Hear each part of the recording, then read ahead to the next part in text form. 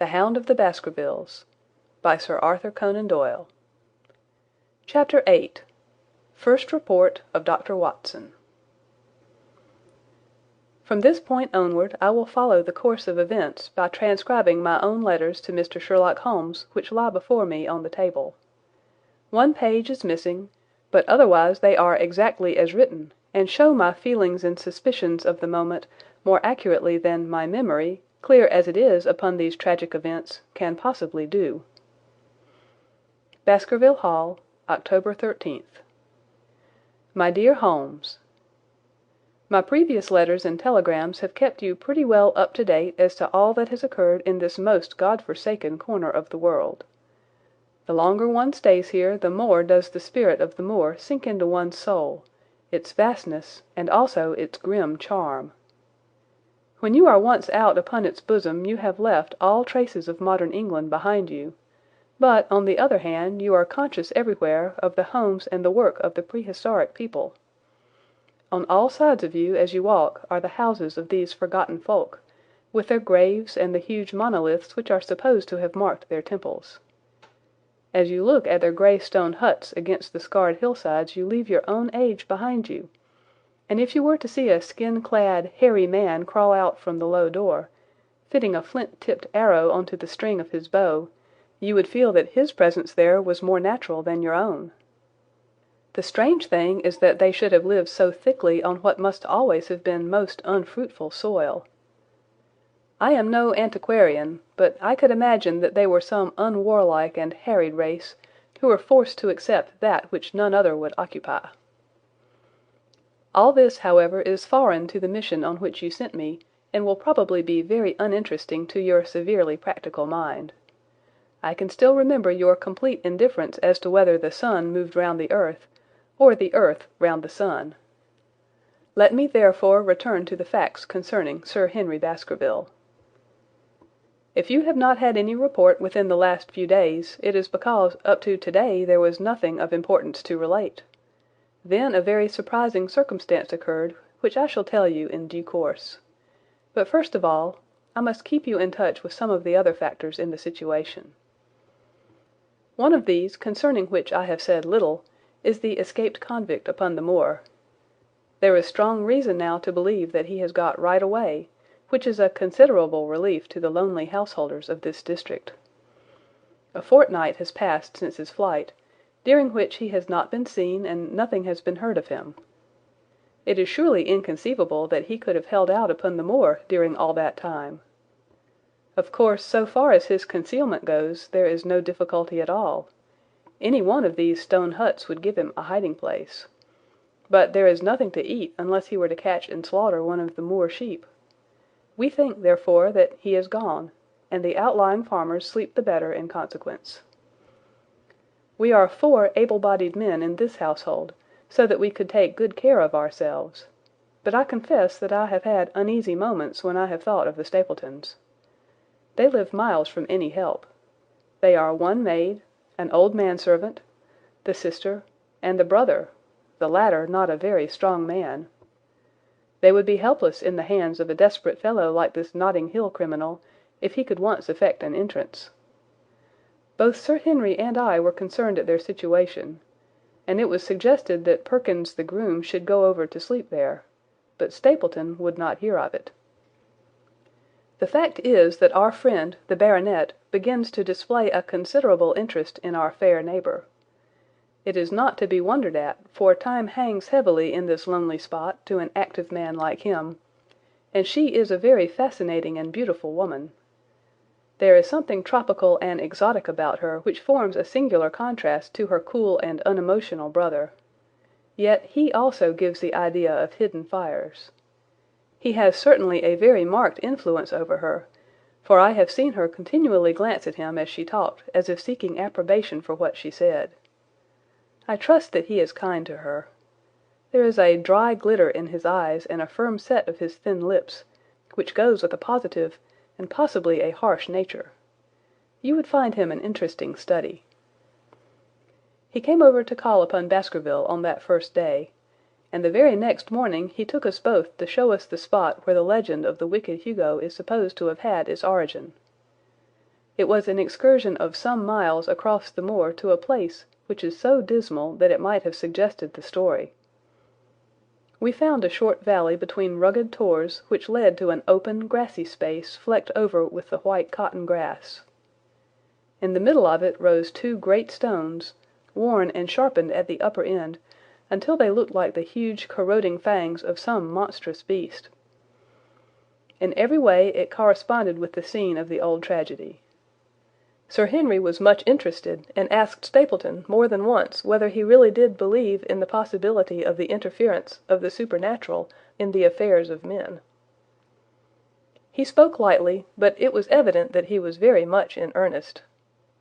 Stapleton was guarded in his replies, but it was easy to see that he said less than he might, and that he would not express his whole opinion out of consideration for the feelings of the baronet. He told us of similar cases, where families had suffered from some evil influence, and he left us with the impression that he shared the popular view upon the matter. On our way back we stayed for lunch at Merripit House, and it was there that Sir Henry made the acquaintance of Miss Stapleton. From the first moment that he saw her, he appeared to be strongly attracted by her, and I am much mistaken if the feeling was not mutual. He referred to her again and again on our walk home, and since then hardly a day has passed that we have not seen something of the brother and sister. They dine here tonight, and there is some talk of our going to them next week.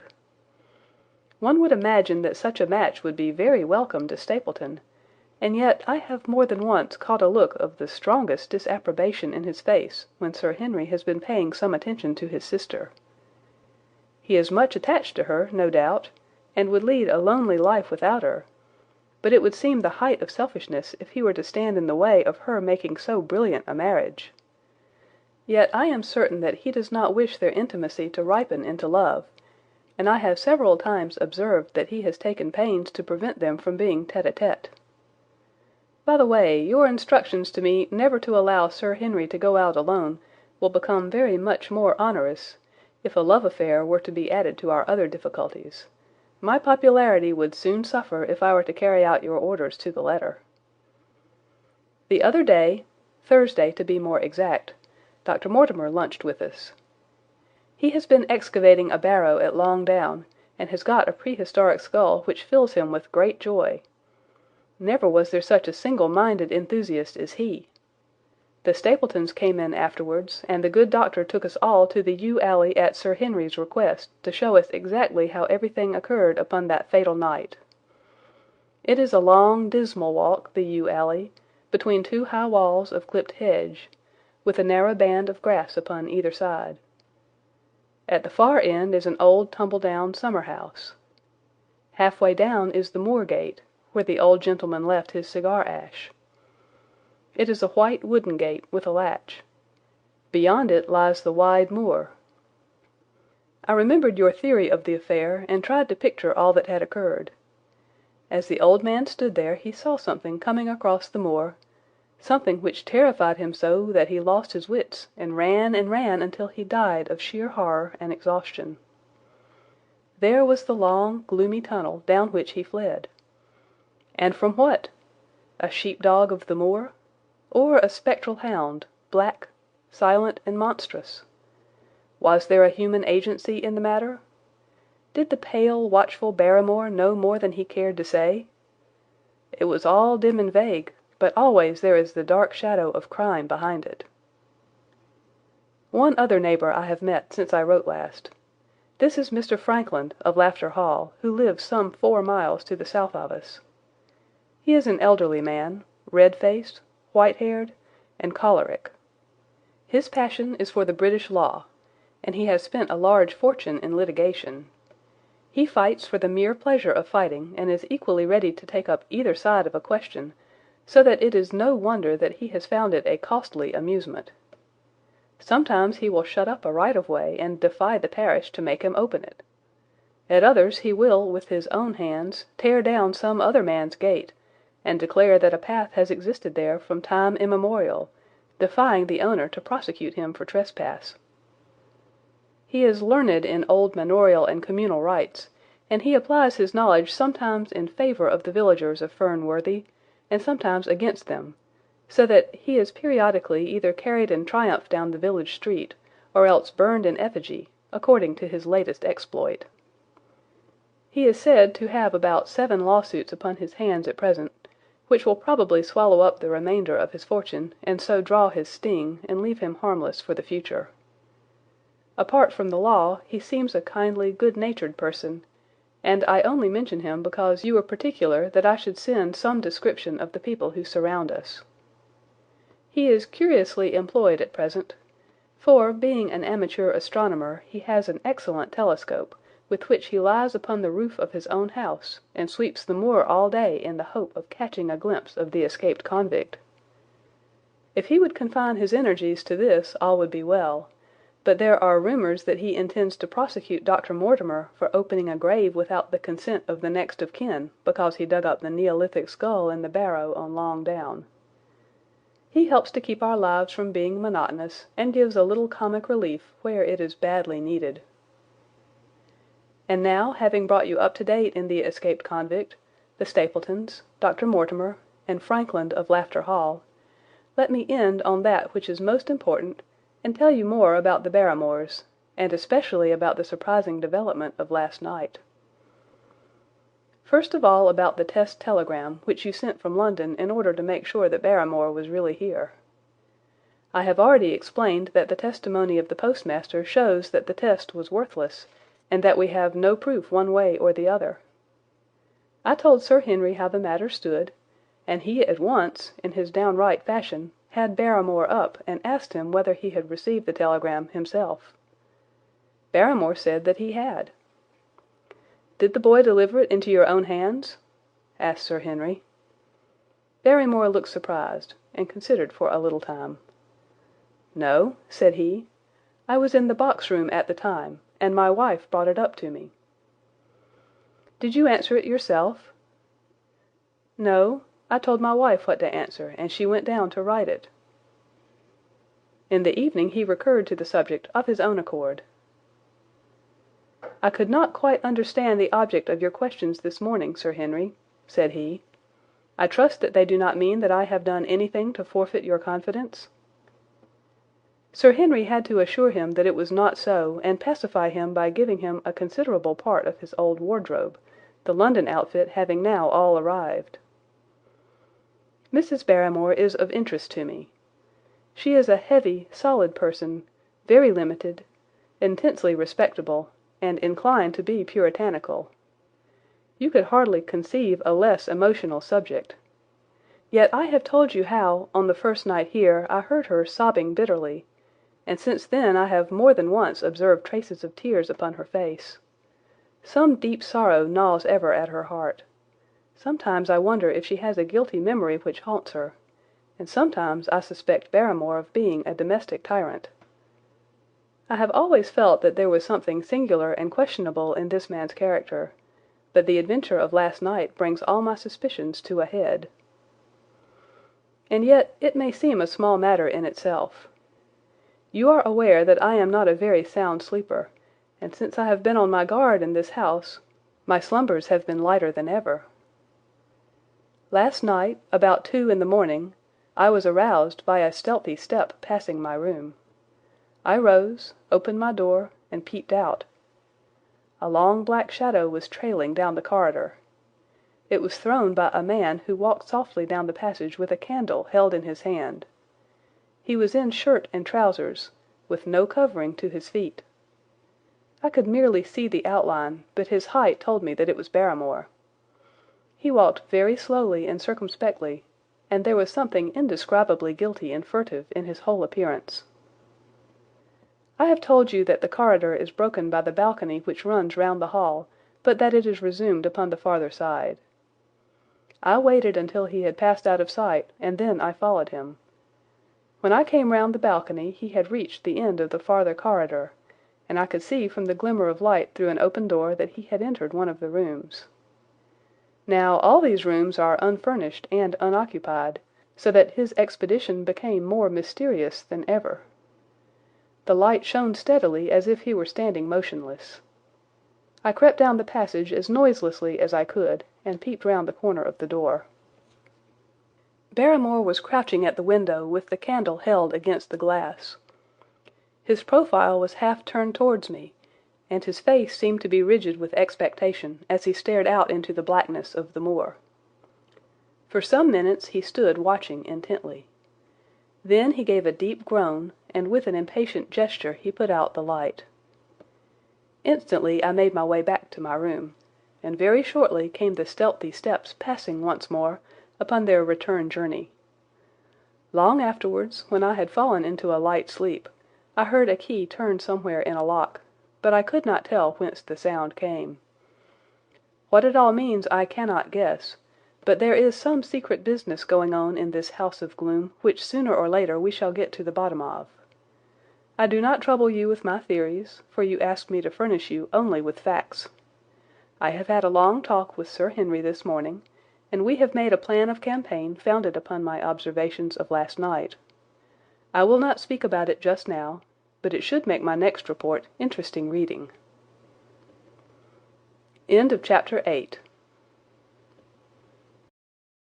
The Hound of the Baskervilles, by Sir Arthur Conan Doyle. Chapter 9. Second Report of Dr. Watson. The Light upon the Moor. Baskerville Hall, October 15th. My dear Holmes, if I was compelled to leave you without much news during the early days of my mission, you must acknowledge that I am making up for lost time, and that events are now crowding thick and fast upon us. In my last report, I ended upon my top note with Barrymore at the window, and now I have quite a budget already which will, unless I am much mistaken, considerably surprise you. Things have taken a turn which I could not have anticipated.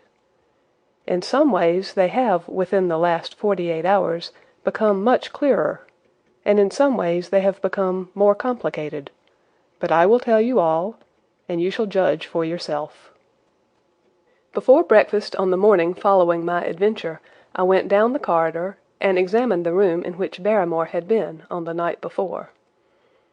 The western window through which he had stared so intently has, I noticed, one peculiarity above all other windows in the house. It commands the nearest outlook onto the moor. There is an opening between two trees, which enables one from this point of view to look right down upon it, while from all the other windows it is only a distant glimpse which can be obtained. It follows, therefore, that Barrymore, since only this window would serve the purpose, must have been looking out for something or somebody upon the moor. The night was very dark, so that I can hardly imagine how he could have hoped to see anyone. It had struck me that it was possible that some love intrigue was on foot. That would have accounted for his stealthy movements, and also for the uneasiness of his wife. The man is a striking-looking fellow, very well equipped to steal the heart of a country girl, so that this theory seemed to have something to support it. That opening of the door which I had heard after I had returned to my room might mean that he had gone out to keep some clandestine appointment. So I reasoned with myself in the morning, and I tell you the direction of my suspicions, however much the result may have shown that they were unfounded. But whatever the true explanation of Barrymore's movements might be, I felt that the responsibility of keeping them to myself until I could explain them was more than I could bear. I had an interview with the baronet in his study after breakfast, and I told him all that I had seen. He was less surprised than I had expected. "I knew that Barrymore walked about nights, and I had a mind to speak to him about it," said he. "2 or 3 times I have heard his steps in the passage, coming and going, just about the hour you name." "Perhaps then he pays a visit every night to that particular window," I suggested. "Perhaps he does. If so, we should be able to shadow him and see what it is that he is after. I wonder what your friend Holmes would do if he were here." "I believe that he would do exactly what you now suggest," said I. "He would follow Barrymore and see what he did." "Then we shall do it together." "But surely he would hear us." The man is rather deaf, and in any case we must take our chance of that. We'll sit up in my room tonight, and wait until he passes." Sir Henry rubbed his hands with pleasure, and it was evident that he hailed the adventure as a relief to his somewhat quiet life upon the moor. The baronet has been in communication with the architect who prepared the plans for Sir Charles, and with a contractor from London, so that we may expect great changes to begin here soon. There have been decorators and furnishers up from Plymouth, and it is evident that our friend has large ideas, and means to spare no pains or expense to restore the grandeur of his family. When the house is renovated and refurnished, all that he will need will be a wife to make it complete. Between ourselves, there are pretty clear signs that this will not be wanting if the lady is willing, for I have seldom seen a man more infatuated with a woman than he is with our beautiful neighbour, Miss Stapleton. And yet the course of true love does not run quite as smoothly as one would under the circumstances expect. Today, for example, its surface was broken by a very unexpected ripple, which has caused our friend considerable perplexity and annoyance. After the conversation which I have quoted about Barrymore, Sir Henry put on his hat and prepared to go out. As a matter of course, I did the same. "What, are you coming, Watson?" he asked, looking at me in a curious way. "That depends on whether you are going out on the moor," said I. "Yes, I am." "Well, you know what my instructions are. I am sorry to intrude, but you heard how earnestly Holmes insisted that I should not leave you, and especially that you should not go alone upon the moor." Sir Henry put his hand upon my shoulder with a pleasant smile. "My dear fellow," said he, "Holmes, with all his wisdom, did not foresee some things which have happened since I have been on the moor. You understand me? I am sure that you are the last man in the world who would wish to be a spoil-sport. I must go out alone." It put me in a most awkward position. I was at a loss what to say or what to do, and before I had made up my mind he picked up his cane and was gone. But when I came to think the matter over, my conscience reproached me bitterly for having on any pretext allowed him to go out of my sight. I imagined what my feelings would be if I had to return to you and to confess that some misfortune had occurred through my disregard for your instructions. I assure you my cheeks flushed at the very thought. It might not even now be too late to overtake him, so I set off at once in the direction of Merripit House. I hurried along the road at the top of my speed without seeing anything of Sir Henry, until I came to the point where the moor path branches off. There, fearing that perhaps I had come in the wrong direction after all, I mounted a hill from which I could command a view, the same hill which is cut into the dark quarry. Thence I saw him at once. He was on the moor path, about a quarter of a mile off, and a lady was by his side, who could only be Miss Stapleton. It was clear that there was already an understanding between them, and that they had met by appointment. They were walking slowly along in deep conversation, and I saw her making quick little movements of her hands, as if she were very earnest in what she was saying, while he listened intently, and once or twice shook his head in strong dissent. I stood among the rocks watching them, very much puzzled as to what I should do next. To follow them and break into their intimate conversation seemed to be an outrage, and yet my clear duty was never for an instant to let him out of my sight. To act the spy upon a friend was a hateful task. Still, I could see no better course than to observe him from the hill, and to clear my conscience by confessing to him afterwards what I had done. It is true that if any sudden danger had threatened him, I was too far away to be of use, and yet I am sure that you will agree with me that the position was very difficult, and that there was nothing more which I could do. Our friend, Sir Henry, and the lady had halted on the path, and were standing deeply absorbed in their conversation, when I was suddenly aware that I was not the only witness of their interview. A wisp of green floating in the air caught my eye, and another glance showed me that it was carried on a stick by a man who was moving among the broken ground. It was Stapleton with his butterfly net.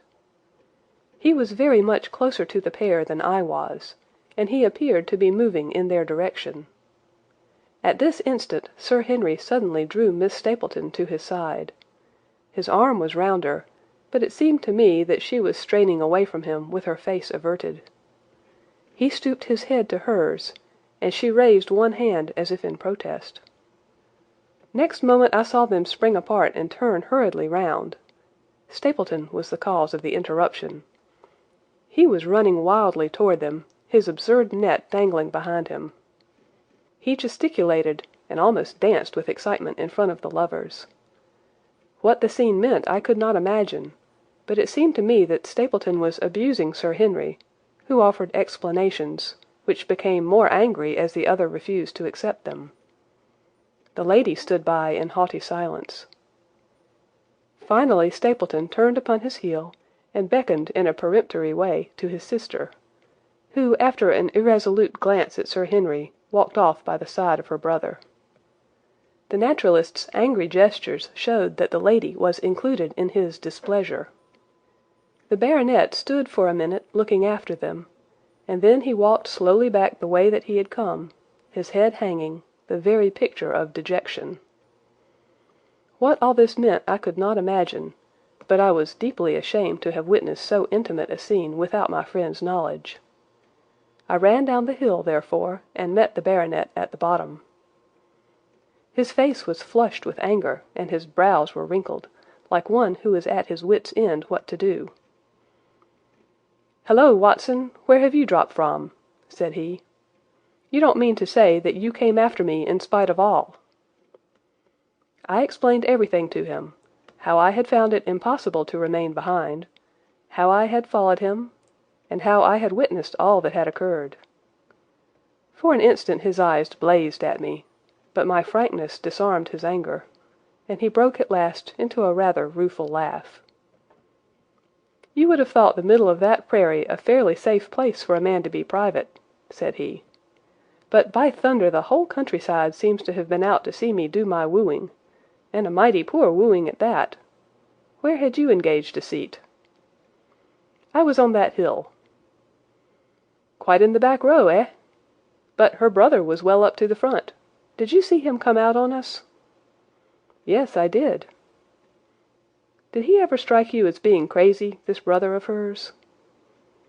"I can't say that he ever did." "I dare say not. I always thought him sane enough until to-day, but you can take it from me that either he or I ought to be in a strait-jacket. What's the matter with me, anyhow? You've lived near me for some weeks, Watson. Tell me straight now. Is there anything that would prevent me from making a good husband to a woman that I loved?" "I should say not." "He can't object to my worldly position, so it must be myself that he has this down on. What has he against me? I never hurt man or woman in my life that I know of. And yet he would not so much as let me touch the tips of her fingers." "Did he say so?" "That, and a deal more. I tell you, Watson, I've only known her these few weeks, but from the first I just felt that she was made for me, and she, too, she was happy when she was with me, and that I'll swear. There's a light in a woman's eyes that speaks louder than words. But he has never let us get together, and it was only today for the first time that I saw a chance of having a few words with her alone. She was glad to meet me, but when she did it was not love that she would talk about, and she wouldn't have let me talk about it either if she could have stopped it. She kept coming back to it that this was a place of danger, and that she would never be happy until I had left it. I told her that since I had seen her I was in no hurry to leave it, and that if she really wanted me to go, the only way to work it was for her to arrange to go with me. With that I offered in as many words to marry her, but before she could answer, down came this brother of hers, running at us with a face on him like a madman. He was just white with rage, and those light eyes of his were blazing with fury. What was I doing with the lady? How dared I offer her attentions which were distasteful to her? Did I think that because I was a baronet I could do what I liked? If he had not been her brother I should have known better how to answer him. As it was, I told him that my feelings towards his sister were such as I was not ashamed of, and that I hoped that she might honour me by becoming my wife. That seemed to make the matter no better, so then I lost my temper too, and I answered him rather more hotly than I should perhaps, considering that she was standing by. So it ended by his going off with her, as you saw, and here I am, as badly puzzled a man as any in this county. Just tell me what it all means, Watson, and I'll owe you more than ever I can hope to pay." I tried one or two explanations, but indeed I was completely puzzled myself. Our friend's title, his fortune, his age, his character, and his appearance are all in his favour, and I know nothing against him unless it be this dark fate which runs in his family. That his advances should be rejected so brusquely without any reference to the lady's own wishes, and that the lady should accept the situation without protest, is very amazing. However, our conjectures were set at rest by a visit from Stapleton himself that very afternoon. He had come to offer apologies for his rudeness of the morning, and after a long private interview with Sir Henry in his study, the upshot of their conversation was that the breach is quite healed, and that we are to dine at Merripit House next Friday as a sign of it. "I don't say now that he isn't a crazy man," said Sir Henry. "I can't forget the look in his eyes when he ran at me this morning, but I must allow that no man could make a more handsome apology than he has done." "Did he give any explanation of his conduct?" "His sister is everything in his life, he says. That is natural enough, and I am glad that he should understand her value. They have always been together, and according to his account, he has been a very lonely man with only her as a companion, so that the thought of losing her was really terrible to him. He had not understood, he said, that I was becoming attached to her, but when he saw with his own eyes that it was really so, and that she might be taken away from him, it gave him such a shock that for a time he was not responsible for what he said or did. He was very sorry for all that had passed, and he recognized how foolish and how selfish it was that he should imagine that he could hold a beautiful woman like his sister to himself for her whole life. If she had to leave him, he had rather it was to a neighbour like myself than to anyone else. But in any case it was a blow to him, and it would take him some time before he could prepare himself to meet it. He would withdraw all opposition upon his part, if I would promise for 3 months to let the matter rest, and to be content with cultivating the lady's friendship during that time without claiming her love. This I promised, and so the matter rests. So there is one of our small mysteries cleared up. It is something to have touched bottom anywhere in this bog in which we are floundering. We know now why Stapleton looked with disfavour upon his sister's suitor, even when that suitor was so eligible a one as Sir Henry. And now I pass on to another thread which I have extricated out of the tangled skein, the mystery of the sobs in the night, of the tear-stained face of Mrs. Barrymore, of the secret journey of the butler to the western lattice window. Congratulate me, my dear Holmes, and tell me that I have not disappointed you as an agent, that you do not regret the confidence which you showed in me when you sent me down. All these things have by one night's work been thoroughly cleared. I have said by one night's work, but in truth it was by 2 nights' work, for on the first we drew entirely blank. I sat up with Sir Henry in his rooms until nearly 3 o'clock in the morning, but no sound of any sort did we hear except the chiming clock upon the stairs. It was a most melancholy vigil, and ended by each of us falling asleep in our chairs. Fortunately we were not discouraged, and we determined to try again. The next night we lowered the lamp and sat smoking cigarettes without making the least sound. It was incredible how slowly the hours crawled by, and yet we were helped through it by the same sort of patient interest which the hunter must feel as he watches the trap into which he hopes the game may wander. 1 struck, and 2, and we had almost for the second time given it up in despair, when in an instant we both sat bolt upright in our chairs, with all our weary senses keenly on the alert once more. We had heard the creak of a step in the passage. Very stealthily we heard it pass along until it died away in the distance. Then the baronet gently opened his door, and we set out in pursuit. Already our man had gone round the gallery, and the corridor was all in darkness. Softly we stole along until we had come into the other wing. We were just in time to catch a glimpse of the tall, black-bearded figure, his shoulders rounded, as he tiptoed down the passage. Then he passed through the same door as before, and the light of the candle framed it in the darkness and shot one single yellow beam across the gloom of the corridor. We shuffled cautiously towards it, trying every plank before we dared to put our whole weight upon it. We had taken the precaution of leaving our boots behind us, but even so the old boards snapped and creaked beneath our tread. Sometimes it seemed impossible that he should fail to hear our approach. However, the man is fortunately rather deaf, and he was entirely preoccupied in that which he was doing. When at last we reached the door and peeped through, we found him crouching at the window, candle in hand, his white, intent face pressed against the pane, exactly as I had seen him 2 nights before. We had arranged no plan of campaign, but the baronet is a man to whom the most direct way is always the most natural.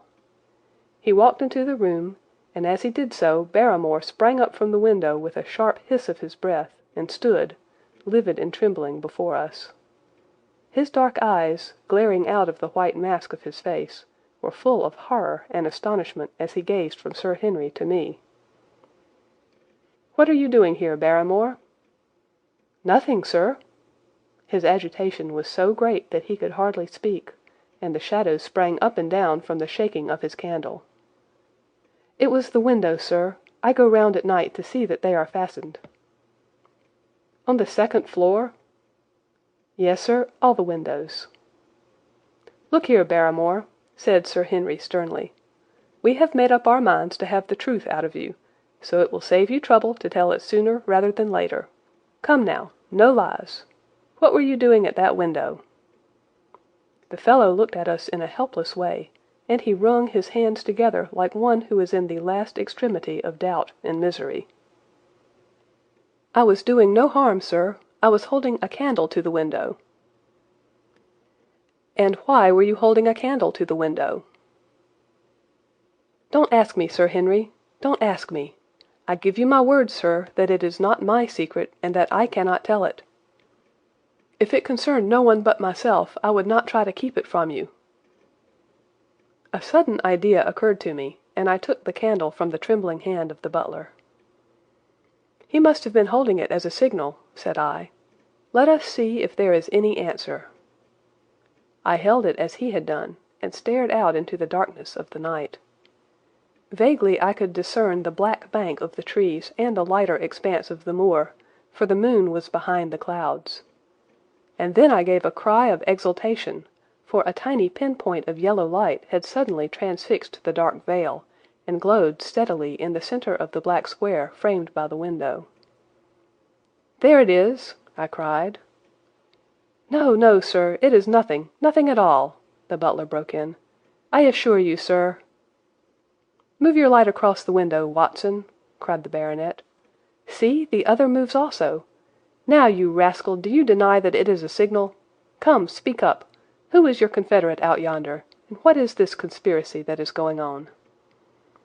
The man's face became openly defiant. "It is my business and not yours. I will not tell." "Then you leave my employment right away." "Very good, sir. If I must, I must." "And you go in disgrace. By thunder, you may well be ashamed of yourself. Your family has lived with mine for over 100 years under this roof, and here I find you deep in some dark plot against me." "No, no, sir, no, not against you." It was a woman's voice, and Mrs. Barrymore, paler and more horror-struck than her husband, was standing at the door. Her bulky figure in a shawl and skirt might have been comic were it not for the intensity of feeling upon her face. "We have to go, Eliza. This is the end of it. You can pack our things," said the butler. "Oh, John, John, have I brought you to this? "It is my doing, Sir Henry, all mine. He has done nothing except for my sake, and because I asked him." "Speak out, then. What does it mean?" "My unhappy brother is starving on the moor. We cannot let him perish at our very gates. The light is a signal to him that food is ready for him, and his light out yonder is to show the spot to which to bring it." "Then your brother is—" "The escaped convict, sir. Selden, the criminal." "That's the truth, sir," said Barrymore. "I said that it was not my secret, and that I could not tell it to you. But now you have heard it, and you will see that if there was a plot it was not against you." This, then, was the explanation of the stealthy expeditions at night, and the light at the window. Sir Henry and I both stared at the woman in amazement. Was it possible that this stolidly respectable person was of the same blood as one of the most notorious criminals in the country? "Yes, sir, my name was Selden, and he is my younger brother. We humoured him too much when he was a lad, and gave him his own way in everything until he came to think that the world was made for his pleasure, and that he could do what he liked in it. Then as he grew older he met wicked companions, and the devil entered into him, until he broke my mother's heart and dragged our name in the dirt. From crime to crime he sank lower and lower, until it is only the mercy of God which had snatched him from the scaffold. But to me, sir, he was always the little curly-headed boy that I had nursed and played with as an elder sister would. That was why he broke prison, sir. He knew that I was here, and that we could not refuse to help him. When he dragged himself here one night, weary and starving, with the warders hard at his heels, what could we do? We took him in, and fed him, and cared for him. Then you returned, sir, and my brother thought he would be safer on the moor than anywhere else, until the hue and cry was over, so he lay in hiding there. But every second night we made sure if he was still there by putting a light in the window, and if there was an answer, my husband took out some bread and meat to him. Every day we hoped that he was gone, but as long as he was there we could not desert him. That is the whole truth, as I am an honest Christian woman, and you will see that if there is blame in the matter, it does not lie with my husband, but with me, for whose sake he has done all that he has." The woman's words came with an intense earnestness which carried conviction with them. "Is this true, Barrymore?" "Yes, Sir Henry, every word of it." "Well, I cannot blame you for standing by your own wife. Forget what I have said. Go to your room, you two, and we shall talk further about this matter in the morning." When they were gone, we looked out of the window again. Sir Henry had flung it open, and the cold night wind beat in upon our faces. Far away in the black distance there still glowed that one tiny point of yellow light. "I wonder he dares," said Sir Henry. "It may be so placed as to be only visible from here." "Very likely. How far do you think it is?" "Out by the cleft tor, I think." "Not more than a mile or two off." "Hardly that." "Well, it cannot be far if Barrymore had to carry out the food to it. And he is waiting, this villain, beside that candle. By thunder, Watson, I am going out to take that man." The same thought had crossed my own mind. It was not as if the Barrymores had taken us into their confidence. Their secret had been forced from them. The man was a danger to the community, an unmitigated scoundrel for whom there was neither pity nor excuse. We were only doing our duty in taking this chance of putting him back where he could do no harm. With his brutal and violent nature, others would have to pay the price if we held our hands. Any night, for example, our neighbours the Stapletons might be attacked by him, and it may have been the thought of this which made Sir Henry so keen upon the adventure. "I will come," said I. "Then get your revolver and put on your boots. The sooner we start the better, as the fellow may put out his light and be off." In 5 minutes we were outside the door, starting upon our expedition. We hurried through the dark shrubbery, amid the dull moaning of the autumn wind and the rustle of the falling leaves. The night air was heavy with the smell of damp and decay. Now and again the moon peeped out for an instant, but clouds were driving over the face of the sky, and just as we came out on the moor a thin rain began to fall. The light still burned steadily in front. "Are you armed?" I asked. "I have a hunting crop." "We must close in on him rapidly, for he is said to be a desperate fellow. We shall take him by surprise, and have him at our mercy before he can resist." "I say, Watson," said the baronet, "what would Holmes say to this? How about that hour of darkness in which the power of evil is exalted?" As if in answer to his words, there rose suddenly out of the vast gloom of the moor that strange cry which I had already heard upon the borders of the great Grimpen Mire. It came with the wind through the silence of the night, a long, deep mutter, then a rising howl, and then the sad moan in which it died away. Again and again it sounded, the whole air throbbing with it, strident, wild, and menacing. The baronet caught my sleeve, and his face glimmered white through the darkness. "My God, what's that, Watson?" "I don't know. It's a sound they have on the moor. I heard it once before." It died away, and an absolute silence closed in upon us. We stood straining our ears, but nothing came. "Watson," said the baronet, "it was the cry of a hound." My blood ran cold in my veins, for there was a break in his voice which told of the sudden horror which had seized him. "What do they call this sound?" he asked. "Who?" "The folk on the countryside." "Oh, they are ignorant people. Why should you mind what they call it?" "Tell me, Watson, what do they say of it?" I hesitated, but could not escape the question. "They say it is the cry of the Hound of the Baskervilles." He groaned and was silent for a few moments. "A hound it was," he said at last, "but it seemed to come from miles away, over yonder, I think." "It was hard to say whence it came." "It rose and fell with the wind. Isn't that the direction of the great Grimpen Mire?" "Yes, it is." "Well, it was up there. Come now, Watson, didn't you think yourself that it was the cry of a hound? I am not a child. You need not fear to speak the truth." "Stapleton was with me when I heard it last. He said that it might be the calling of a strange bird." "No, no, it was a hound. My God, can there be some truth in all these stories? Is it possible that I am really in danger from so dark a cause? You don't believe in it, do you, Watson?" "No, no." "And yet it was one thing to laugh about it in London, and it is another to stand out here in the darkness of the moor and to hear such a cry as that." "And my uncle. There was the footprint of the hound beside him as he lay. It all fits together.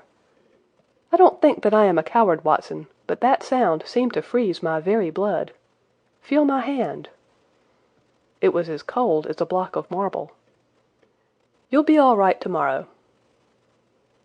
"I don't think I'll get that cry out of my head. What do you advise that we do now?" "Shall we turn back?" "No, by thunder, we have come out to get our man, and we will do it.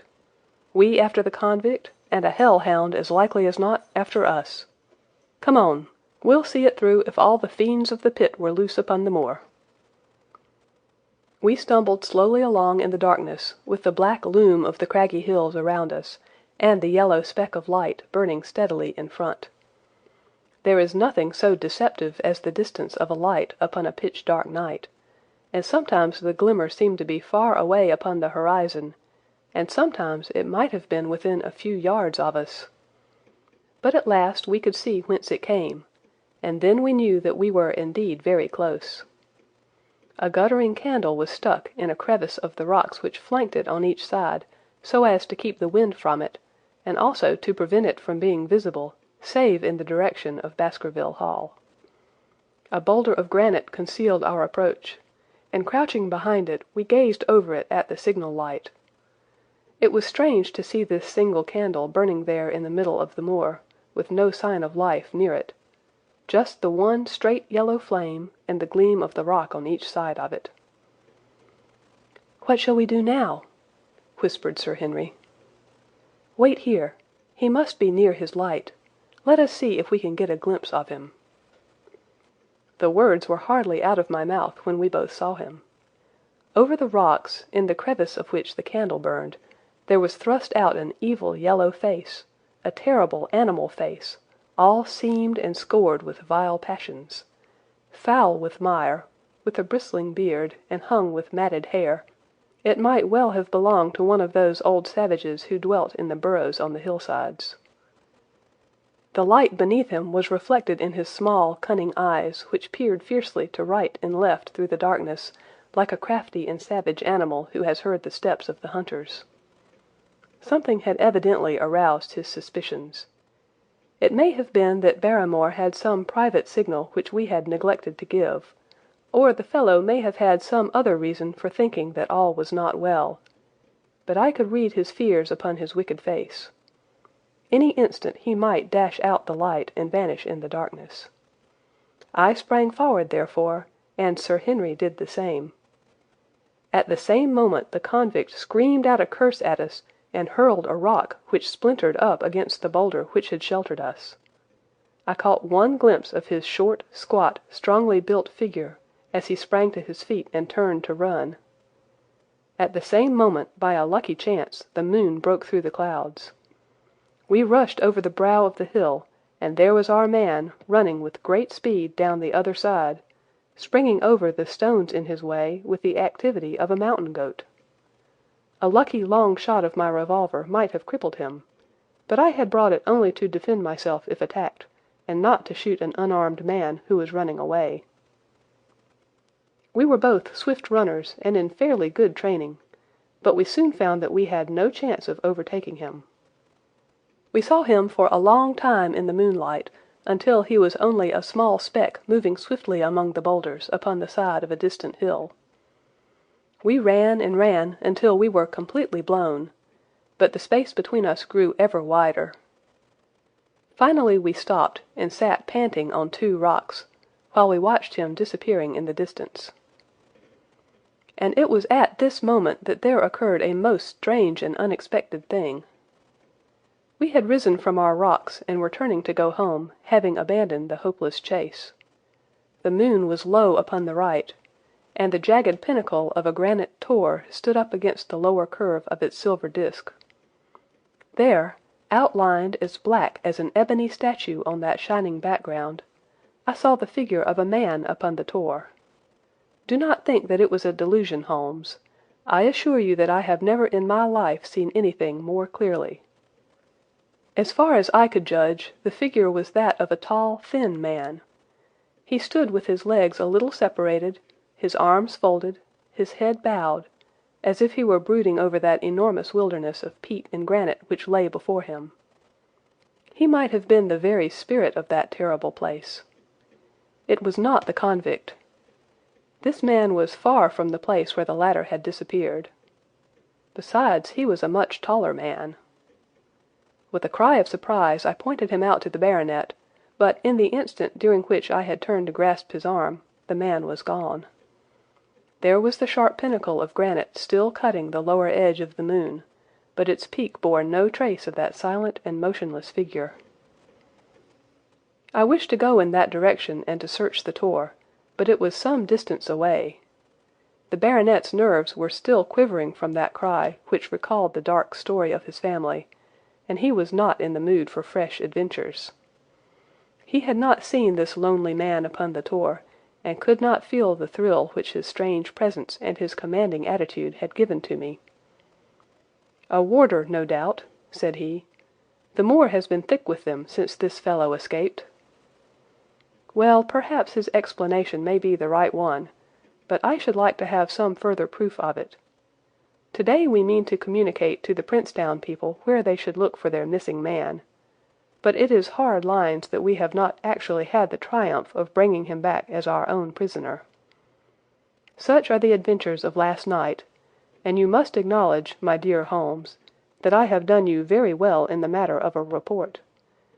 Much of what I tell you is no doubt quite irrelevant, but still I feel that it is best that I should let you have all the facts, and leave you to select for yourself those which will be of most service to you in helping you to your conclusions. We are certainly making some progress. So far as the Barrymores go, we have found the motive of their actions, and that has cleared up the situation very much. But the moor with its mysteries and its strange inhabitants remains as inscrutable as ever. Perhaps in my next I may be able to throw some light upon this also. Best of all would it be if you could come down to us.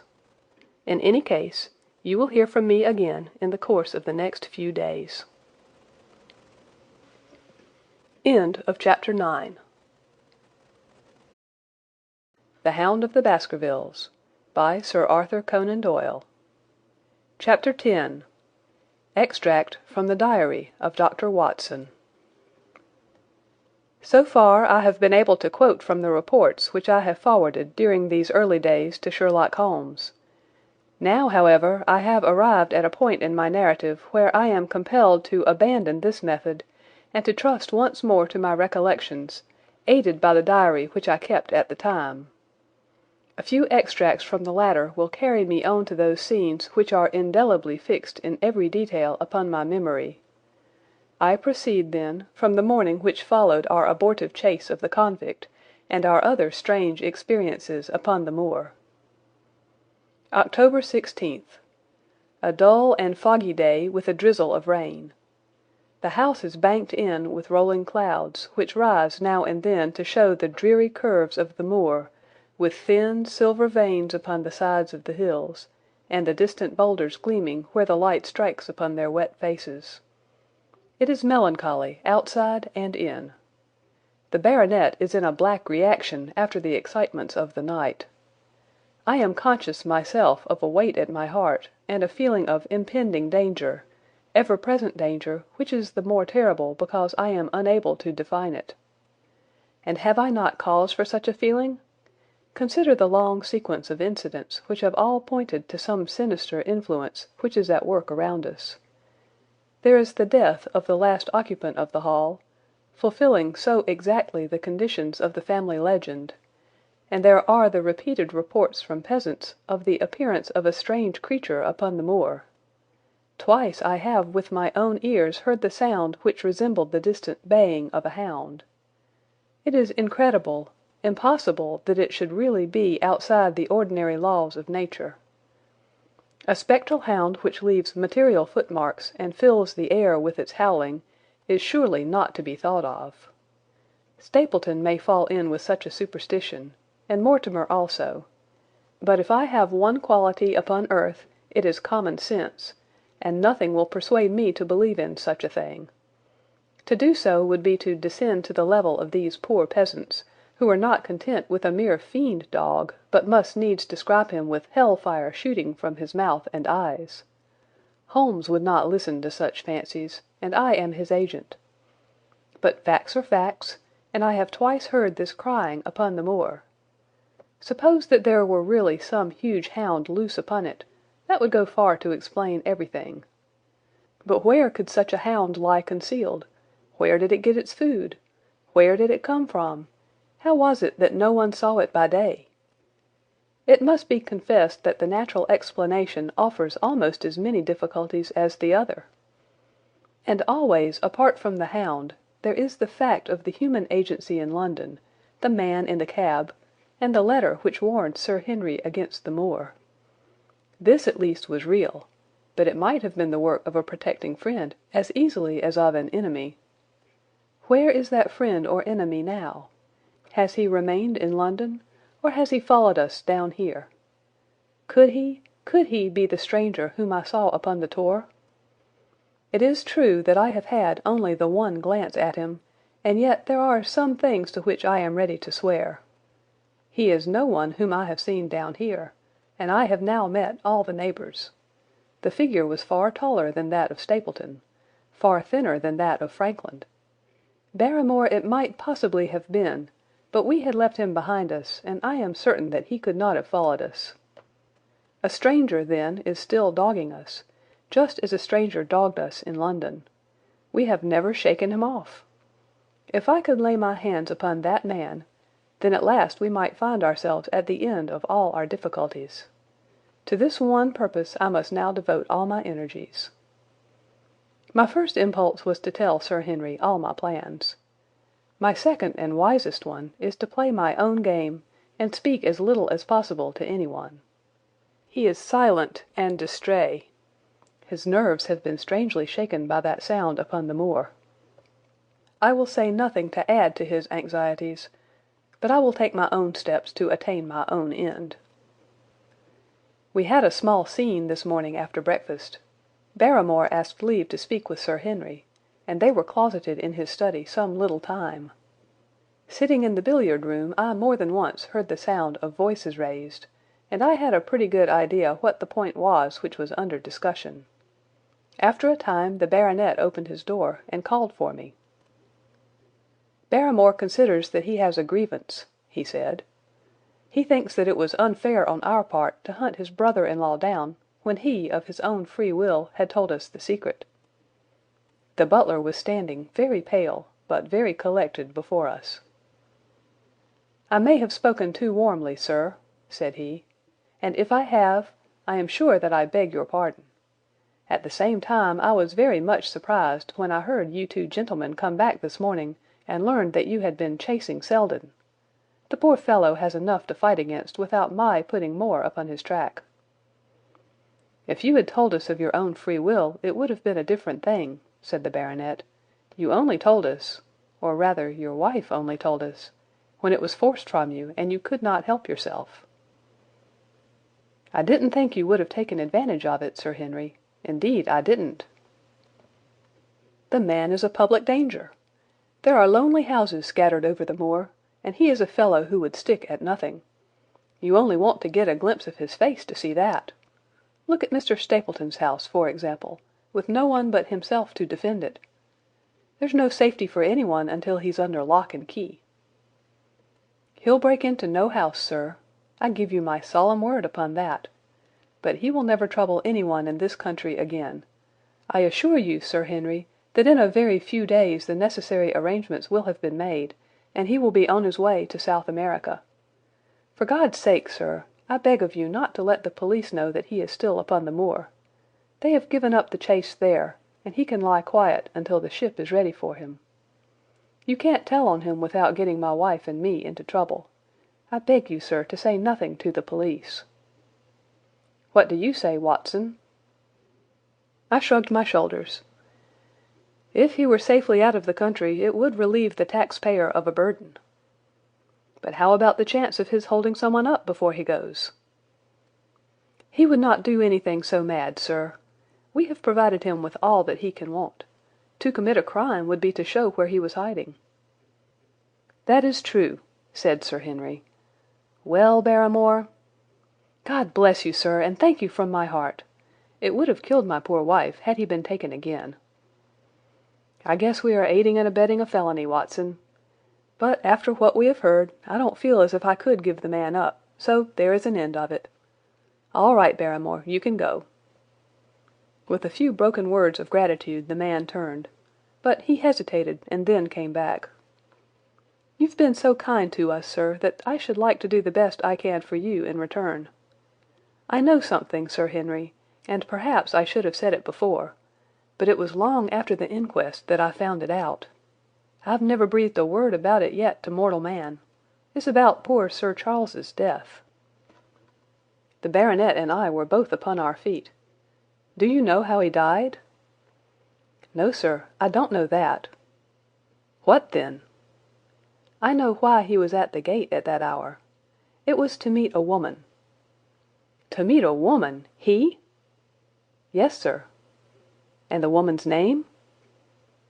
"I can't give you the name, sir, but I can give you the initials. Her initials were L.L." "How do you know this, Barrymore?" "Well, Sir Henry, your uncle had a letter that morning. He had usually a great many letters, for he was a public man and well known for his kind heart, so that everyone who was in trouble was glad to turn to him.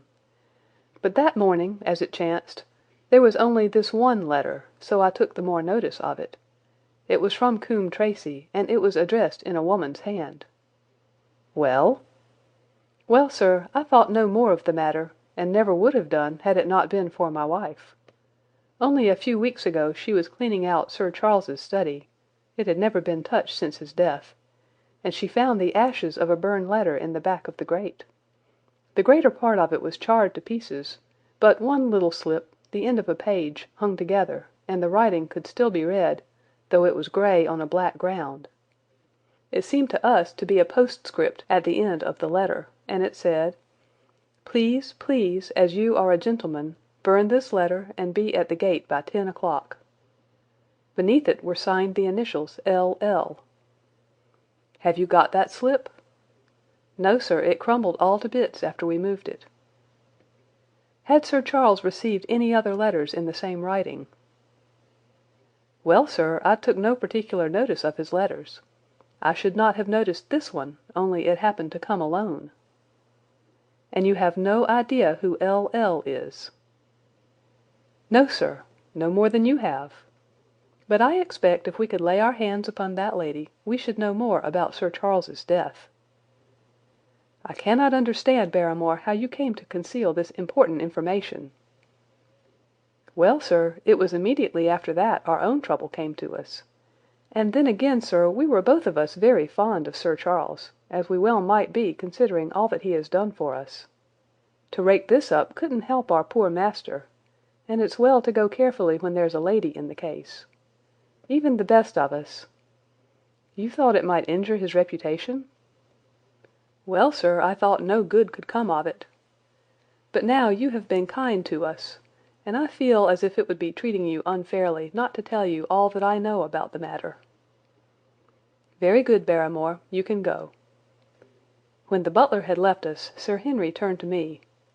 "Well, Watson, what do you think of this new light?" "It seems to leave the darkness rather blacker than before." "So I think.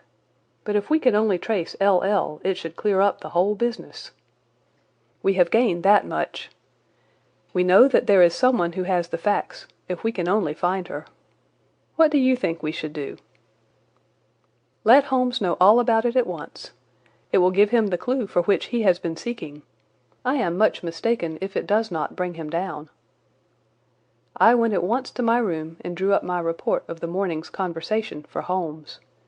It was evident to me that he had been very busy of late, for the notes which I had from Baker Street were few and short, with no comments upon the information which I had supplied and hardly any reference to my mission.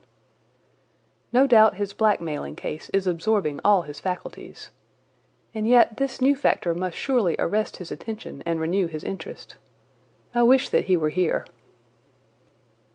October 17th. All day today the rain poured down, rustling on the ivy and dripping from the eaves. I thought of the convict out upon the bleak, cold, shelterless moor. Poor devil! Whatever his crimes, he has suffered something to atone for them. And then I thought of that other one, the face in the cab, the figure against the moon. Was he also out in that deluge? The unseen watcher, the man of darkness? In the evening I put on my waterproof, and I walked far upon the sodden moor, full of dark imaginings, the rain beating upon my face and the wind whistling about my ears. God help those who wander into the great mire now, for even the firm uplands are becoming a morass. I found the black tor upon which I had seen the solitary watcher, and from its craggy summit I looked out myself across the melancholy downs. Rain squalls drifted across their russet face, and the heavy slate-coloured clouds hung low over the landscape, trailing in grey wreaths down the sides of the fantastic hills. In the distant hollow on the left, half hidden by the mist, the two thin towers of Baskerville Hall rose above the trees. They were the only signs of human life which I could see, save only those prehistoric huts which lay thickly upon the slopes of the hills. Nowhere was there any trace of that lonely man whom I had seen on the same spot 2 nights before. As I walked back, I was overtaken by Dr. Mortimer, driving in his dog-cart over a rough moorland track which led from the outlying farmhouse of Foulmire. He has been very attentive to us, and hardly a day has passed that he has not called at the Hall to see how we were getting on. He insisted upon my climbing into his dog-cart, and he gave me a lift homeward. I found him much troubled over the disappearance of his little spaniel. It had wandered on to the moor, and had never come back. I gave him such consolation as I might, but I thought of the pony on the Grimpen Mire, and I do not fancy that he will see his little dog again. "By the way, Mortimer," said I, as we jolted along the rough road, "I suppose there are few people living within driving distance of this whom you do not know?" "Hardly any, I think." "Can you, then, tell me the name of any woman whose initials are L.L.?" He thought for a few minutes.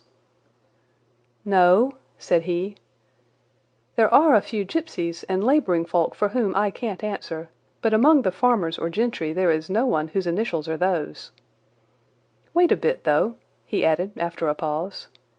"There is Laura Lyons. Her initials are L.L., but she lives in Coombe Tracey." "Who is she?" I asked. "She is Franklin's daughter." "What? Old Franklin the crank?" "Exactly. She married an artist named Lyons, who came sketching on the moor. He proved to be a blackguard, and deserted her. The fault, from what I hear, may not have been entirely on one side. Her father refused to have anything to do with her because she had married without his consent, and perhaps for one or two other reasons as well. So between the old sinner and the young one the girl has had a pretty bad time." "How does she live?" "I fancy old Franklin allows her a pittance, but it cannot be more, for his own affairs are considerably involved. Whatever she may have deserved, one could not allow her to go hopelessly to the bad. Her story got about, and several of the people here did something to enable her to earn an honest living.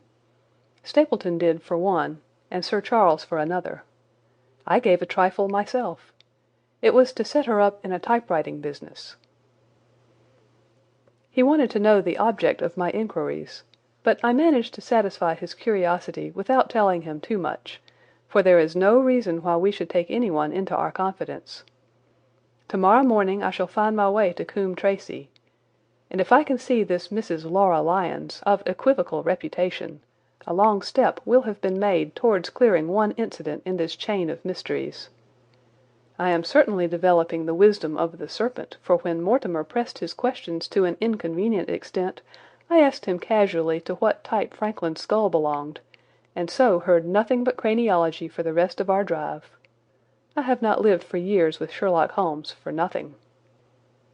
I have only one other incident to record upon this tempestuous and melancholy day.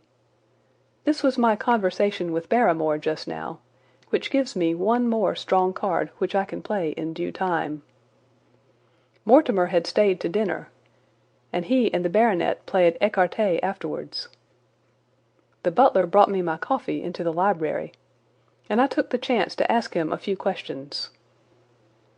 "Well," said I, "has this precious relation of yours departed, or is he still lurking out yonder?" "I don't know, sir. I hope to heaven that he is gone, for he has brought nothing but trouble here. I've not heard of him since I left out food for him last, and that was 3 days ago." "Did you see him then?" "No, sir, but the food was gone when next I went that way." "Then he was certainly there?" "So you would think, sir, unless it was the other man who took it." I sat with my coffee cup halfway to my lips and stared at Barrymore. "You know that there is another man, then?" "Yes, sir, there is another man upon the moor." "Have you seen him?" "No, sir." "How do you know of him, then?" "Selden told me of him, sir, a week ago or more. He's in hiding too, but he's not a convict as far as I can make out. I don't like it, Dr. Watson. I tell you straight, sir, that I don't like it." He spoke with a sudden passion of earnestness. "Now listen to me, Barrymore. I have no interest in this matter but that of your master. I have come here with no object except to help him. Tell me frankly what it is that you don't like." Barrymore hesitated for a moment, as if he regretted his outburst, or found it difficult to express his own feelings in words. "It's all these goings-on, sir," he cried at last, waving his hand towards the rain-lashed window which faced the moor. "There's foul play somewhere, and there's black villainy brewing, to that I'll swear. Very glad I should be, sir, to see Sir Henry on his way back to London again." "But what is it that alarms you?" "Look at Sir Charles's death. That was bad enough for all that the coroner said. Look at the noises on the moor at night. There's not a man would cross it after sundown if he was paid for it. Look at this stranger hiding out yonder, and watching and waiting. What's he waiting for? What does it mean? It means no good to any one of the name of Baskerville, and very glad I shall be to be quit of it all on the day that Sir Henry's new servants are ready to take over the hall." "But about this stranger," said I. "Can you tell me anything about him? What did Selden say?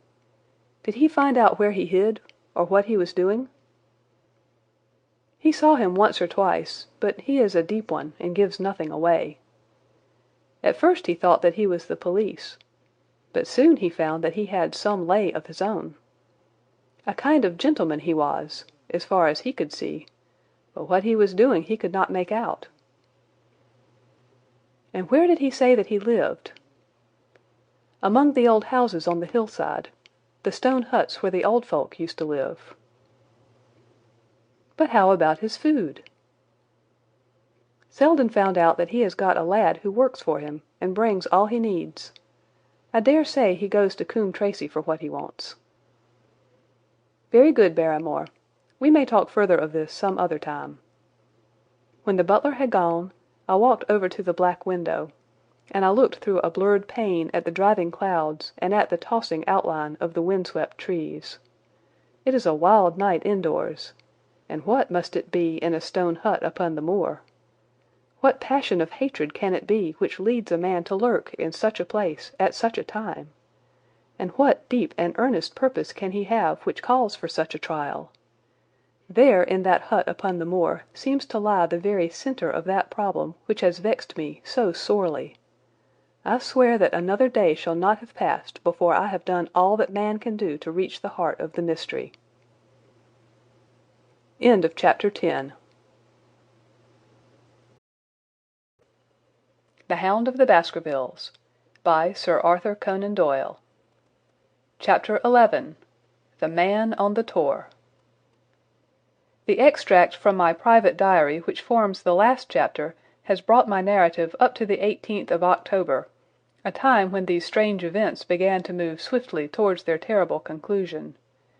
The incidents of the next few days are indelibly graven upon my recollection, and I can tell them without reference to the notes made at the time. I start them from the day which succeeded that upon which I had established two facts of great importance. The one, that Mrs. Laura Lyons of Coombe Tracey had written to Sir Charles Baskerville, and made an appointment with him at the very place and hour that he met his death. The other, that the lurking man upon the moor was to be found among the stone huts upon the hillside. With these two facts in my possession, I felt that either my intelligence or my courage must be deficient if I could not throw some further light upon these dark places. I had no opportunity to tell the baronet what I had learned about Mrs. Lyons upon the evening before, for Dr. Mortimer remained with him at cards until it was very late. At breakfast, however, I informed him about my discovery, and asked him whether he would care to accompany me to Coombe Tracey. At first he was very eager to come, but on second thoughts it seemed to both of us that if I went alone the results might be better. The more formal we made the visit, the less information we might obtain. I left Sir Henry behind, therefore, not without some prickings of conscience, and drove off upon my new quest. When I reached Coombe Tracey, I told Perkins to put up the horses, and I made inquiries for the lady whom I had come to interrogate. I had no difficulty in finding her rooms, which were central and well appointed. A maid showed me in without ceremony, and as I entered the sitting-room a lady, who was sitting before a Remington typewriter, sprang up with a pleasant smile of welcome. Her face fell, however, when she saw that I was a stranger, and she sat down again and asked me the object of my visit. The first impression left by Mrs. Lyons was one of extreme beauty. Her eyes and hair were of the same rich hazel colour, and her cheeks, though considerably freckled, were flushed with the exquisite bloom of the brunette, the dainty pink which lurks at the heart of the sulphur rose. Admiration was, I repeat, the first impression. But the second was criticism. There was something subtly wrong with the face, some coarseness of expression, some hardness perhaps of eye, some looseness of lip which marred its perfect beauty. But these, of course, are afterthoughts.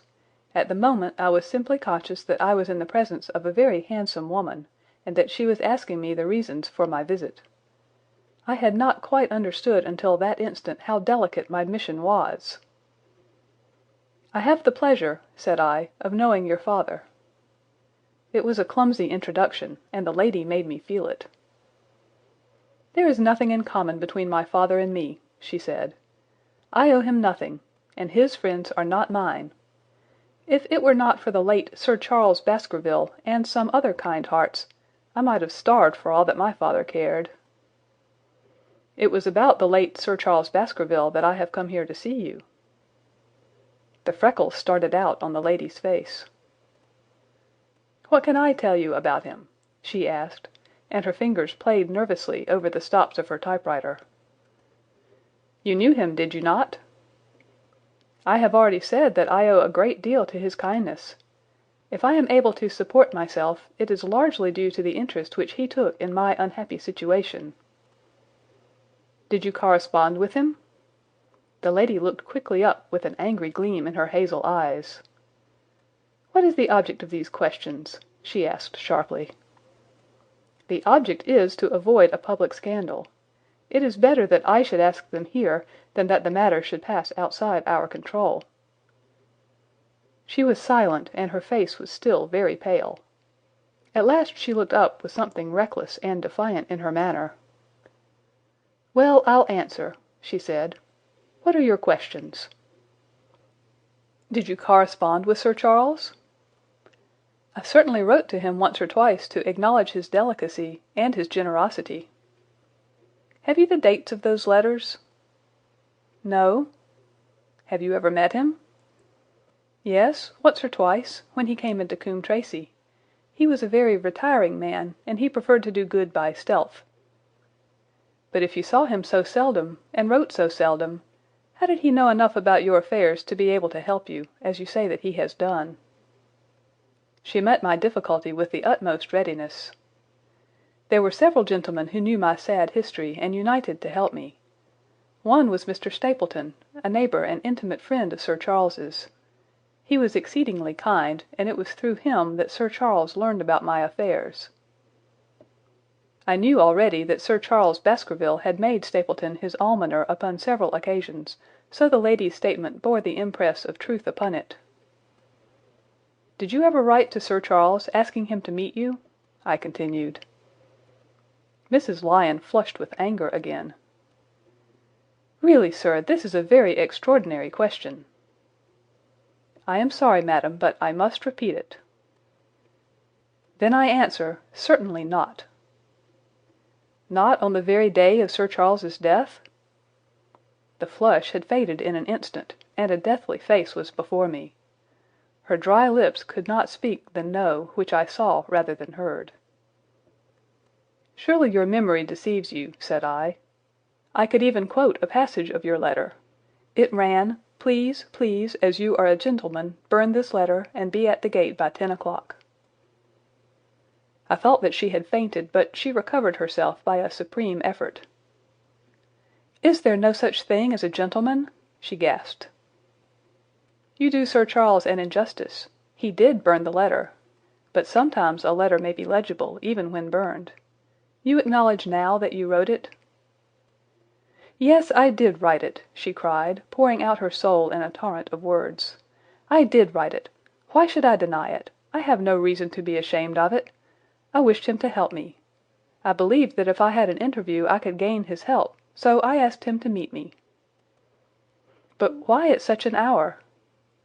"Because I had only just learned that he was going to London next day and might be away for months. There were reasons why I could not get there earlier." But why a rendezvous in the garden instead of a visit to the house? Do you think a woman could go alone at that hour to a bachelor's house? Well, what happened when you did get there? I never went. Mrs. Lyons. No, I swear it to you on all I hold sacred. I never went. Something intervened to prevent my going. What was that? That is a private matter. I cannot tell it. You acknowledge then that you made an appointment with Sir Charles at the very hour and place at which he met his death, but you deny that you kept the appointment. That is the truth. Again and again I cross-questioned her, but I could never get past that point. Mrs. Lyons, said I, as I rose from this long and inconclusive interview, you are taking a very great responsibility and putting yourself in a very false position by not making an absolutely clean breast of all that you know. If I have to call in the aid of the police, you will find how seriously you are compromised. If your position is innocent, why did you in the first instance deny having written to Sir Charles upon that date? Because I feared that some false conclusion might be drawn from it, and that I might find myself involved in a scandal. And why were you so pressing that Sir Charles should destroy your letter? If you have read the letter, you will know. I did not say that I had read all the letter. You quoted some of it. I quoted the postscript. The letter had, as I said, been burned, and it was not all legible. I ask you once again why it was that you were so pressing that Sir Charles should destroy this letter which he received on the day of his death. The matter is a very private one. The more reason why you should avoid a public investigation. I will tell you then. If you have heard anything of my unhappy history, you will know that I made a rash marriage and had reason to regret it. I have heard so much. My life has been one incessant persecution from a husband whom I abhor. The law is upon his side, and every day I am faced by the possibility that he may force me to live with him. At the time that I wrote this letter to Sir Charles, I had learned that there was a prospect of my regaining my freedom if certain expenses could be met. It meant everything to me. Peace of mind, happiness, self-respect, everything. I knew Sir Charles's generosity, and I thought that if he heard the story from my own lips he would help me. Then how is it that you did not go? Because I received help in the interval from another source. Why, then, did you not write to Sir Charles and explain this? So I should have done had I not seen his death in the paper next morning. The woman's story hung coherently together, and all my questions were unable to shake it. I could only check it by finding if she had, indeed, instituted divorce proceedings against her husband at or about the time of the tragedy. It was unlikely that she would dare to say that she had not been to Baskerville Hall if she really had been, for a trap would be necessary to take her there, and could not have returned to Coombe Tracey until the early hours of the morning. Such an excursion could not be kept secret. The probability was, therefore, that she was telling the truth, or at least a part of the truth. I came away baffled and disheartened. Once again I had reached that dead wall which seemed to be built across every path by which I tried to get at the object of my mission. And yet the more I thought of the lady's face and of her manner, the more I felt that something was being held back from me. Why should she turn so pale? Why should she fight against every admission until it was forced from her? Why should she have been so reticent at the time of the tragedy? Surely the explanation of all this could not be as innocent as she would have me believe. For the moment I could proceed no farther in that direction, but must turn back to that other clue which was to be sought for among the stone huts upon the moor. And that was a most vague direction. I realized it as I drove back, and noted how hill after hill showed traces of the ancient people. Barrymore's only indication had been that the stranger lived in one of these abandoned huts, and many hundreds of them are scattered throughout the length and breadth of the moor. But I had my own experience for a guide, since it had shown me the man himself standing upon the summit of the Black Tor. That, then, should be the centre of my search. From there I should explore every hut upon the moor until I lighted upon the right one. If this man were inside it, I should find out from his own lips, at the point of my revolver if necessary, who he was and why he had dogged us so long. He might slip away from us in the crowd of Regent Street, but it would puzzle him to do so upon the lonely moor. On the other hand, if I should find the hut, and its tenant should not be within it, I must remain there, however long the vigil, until he returned. Holmes had missed him in London. It would indeed be a triumph for me if I could run him to earth where my master had failed.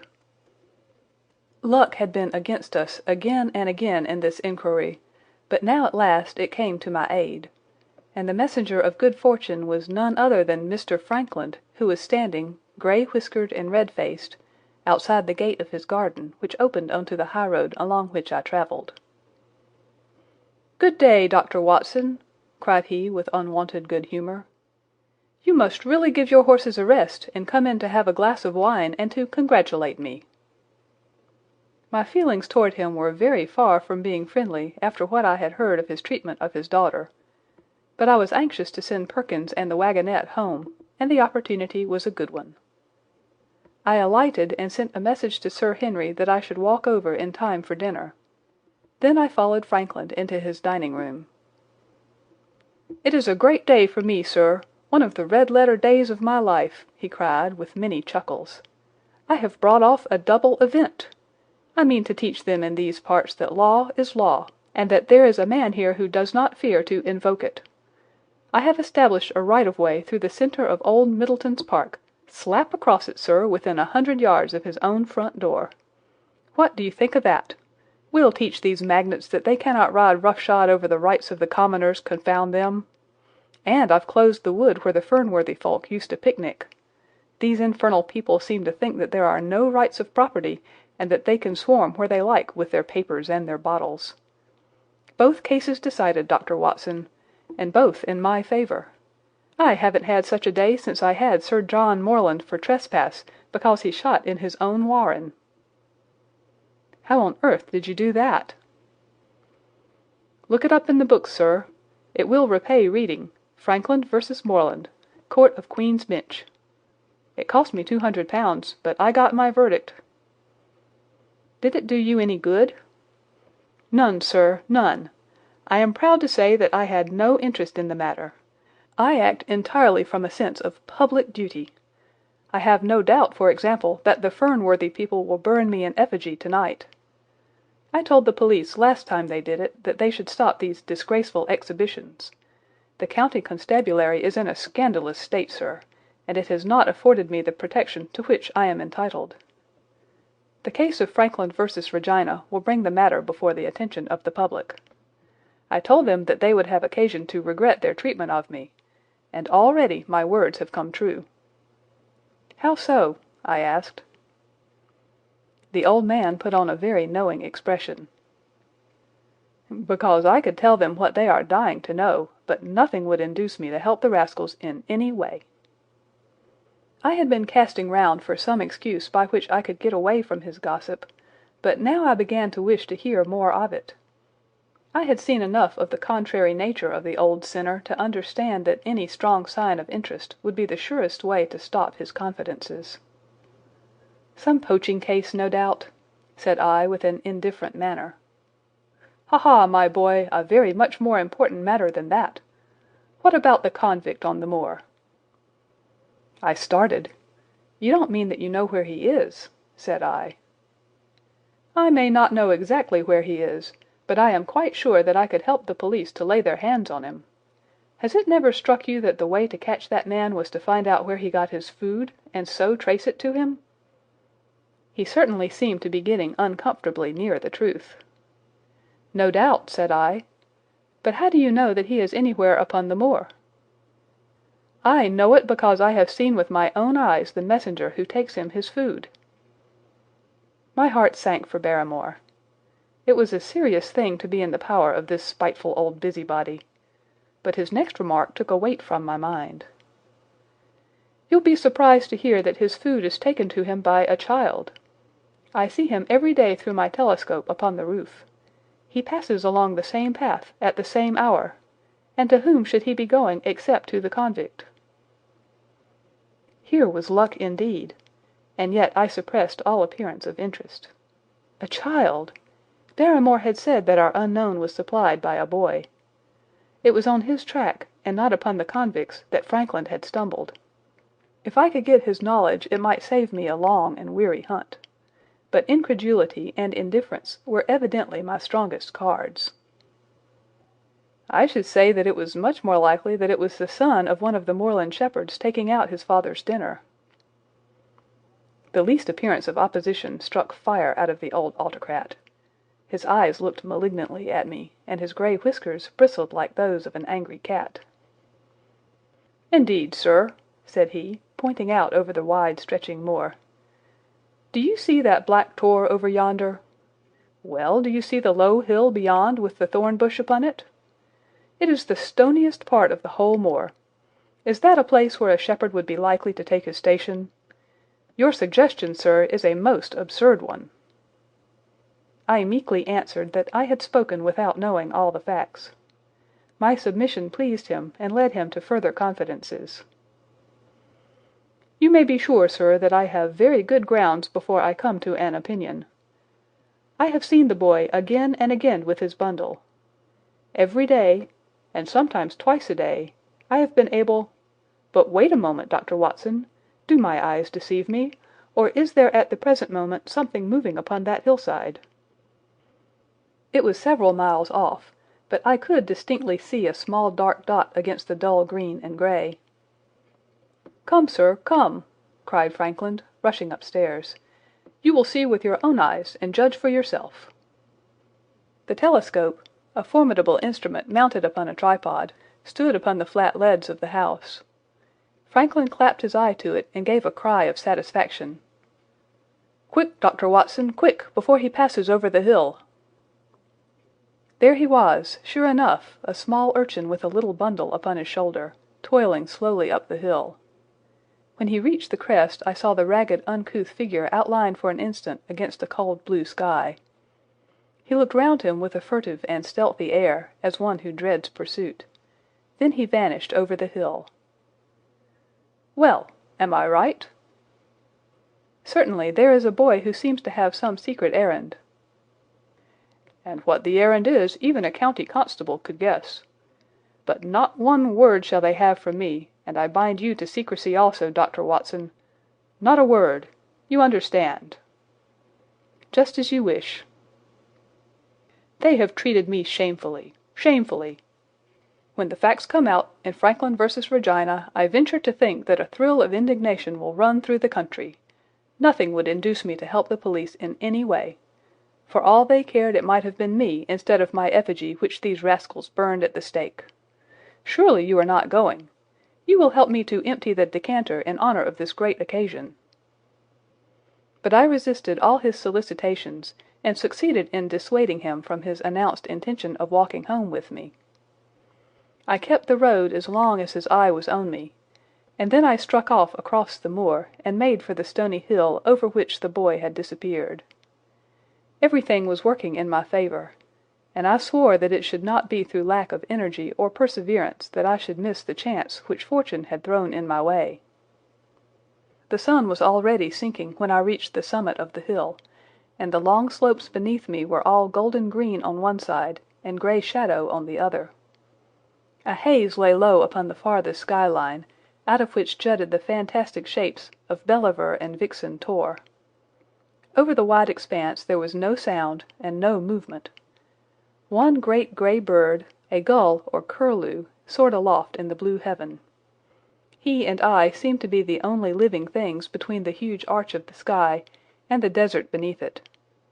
The barren scene, the sense of loneliness, and the mystery and urgency of my task all struck a chill into my heart. The boy was nowhere to be seen. But down beneath me, in a cleft of the hills, there was a circle of the old stone huts, and in the middle of them there was one which retained sufficient roof to act as a screen against the weather. My heart leapt within me as I saw it. This must be the burrow where the stranger lurked.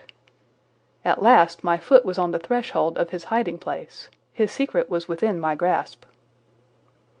As I approached the hut, walking as warily as Stapleton would do when with poised net he drew near the settled butterfly, I satisfied myself that the place had indeed been used as a habitation. A vague pathway among the boulders led to the dilapidated opening which served as a door. All was silent within. The unknown might be lurking there, or he might be prowling on the moor. My nerves tingled with the sense of adventure. Throwing aside my cigarette, I closed my hand upon the butt of my revolver, and, walking swiftly up to the door, I looked in. The place was empty. But there were ample signs that I had not come upon a false scent. This was certainly where the man lived. Some blankets rolled in a waterproof lay upon that very stone slab upon which Neolithic man had once slumbered. The ashes of a fire were heaped in a rude grate. Beside it lay some cooking utensils, and a bucket half full of water. A litter of empty tins showed that the place had been occupied for some time, and I saw, as my eyes became accustomed to the checkered light, a pannikin and a half-full bottle of spirits standing in the corner. In the middle of the hut a flat stone served the purpose of a table, and upon this stood a small cloth bundle, the same, no doubt, which I had seen through the telescope upon the shoulder of the boy. It contained a loaf of bread, a tinned tongue, and 2 tins of preserved peaches. As I set it down again, after having examined it, my heart leapt to see that beneath it there lay a sheet of paper with writing upon it. I raised it, and this was what I read, roughly scrawled in pencil: "Dr. Watson has gone to Coombe Tracey." For a minute I stood there with the paper in my hands, thinking out the meaning of this curt message. It was I, then, and not Sir Henry, who was being dogged by this secret man. He had not followed me himself, but he had set an agent, the boy perhaps, upon my track, and this was his report. Possibly I had taken no step since I had been upon the moor which had not been observed and reported. Always there was this feeling of an unseen force, a fine net drawn round us with infinite skill and delicacy, holding us so lightly that it was only at some supreme moment that one realized that one was indeed entangled in its meshes. If there was one report, there might be others, so I looked round the hut in search of them. There was no trace, however, of anything of the kind, nor could I discover any sign which might indicate the character or intentions of the man who lived in this singular place, save that he must be of Spartan habits and cared little for the comforts of life. When I thought of the heavy rains and looked at the gaping roof, I understood how strong and immutable must be the purpose which had kept him in that inhospitable abode. Was he our malignant enemy, or was he by chance our guardian angel? I swore that I would not leave the hut until I knew. Outside the sun was sinking low, and the west was blazing with scarlet and gold. Its reflection was shot back in ruddy patches by the distant pools which lay amid the great Grimpen mire. There were the 2 towers of Baskerville Hall, and there a distant blur of smoke which marked the village of Grimpen.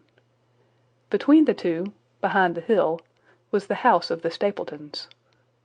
All was sweet and mellow and peaceful in the golden evening light, and yet as I looked at them my soul shared none of the peace of nature, but quivered at the vagueness and the terror of that interview which every instant was bringing nearer. With tingling nerves, but a fixed purpose, I sat in the dark recess of the hut and waited with sombre patience for the coming of its tenant. And then at last I heard him. Far away came the sharp clink of a boot striking upon a stone. Then another, and yet another, coming nearer and nearer.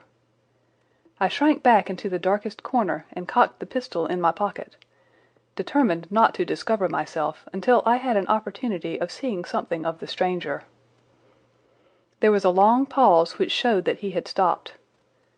Then once more the footsteps approached, and a shadow fell across the opening of the hut. "It is a lovely evening, my dear Watson," said a well-known voice. "I really think that you will be more comfortable outside than in." End of Chapter 11. The Hound of the Baskervilles, by Sir Arthur Conan Doyle. Chapter 12. Death on the Moor. For a moment or two I sat breathless, hardly able to believe my ears. Then my senses and my voice came back to me, while a crushing weight of responsibility seemed in an instant to be lifted from my soul. That cold, incisive, ironical voice could belong to but one man in all the world. "Holmes!" I cried. "Holmes!" "Come out," said he, "and please be careful with the revolver." I stooped under the rude lintel, and there he sat upon a stone outside, his grey eyes dancing with amusement as they fell upon my astonished features. He was thin and worn, but clear and alert, his keen face bronzed by the sun and roughened by the wind.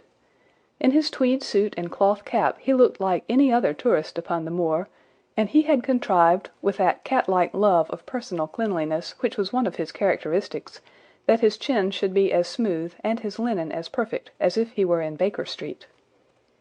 "I never was more glad to see anyone in my life," said I, as I wrung him by the hand. "Or more astonished, eh?" "Well, I must confess to it." "The surprise was not all on one side, I assure you. I had no idea that you had found my occasional retreat, still less that you were inside it, until I was within 20 paces of the door."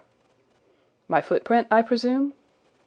"No, Watson, I fear that I could not undertake to recognize your footprint amid all the footprints of the world.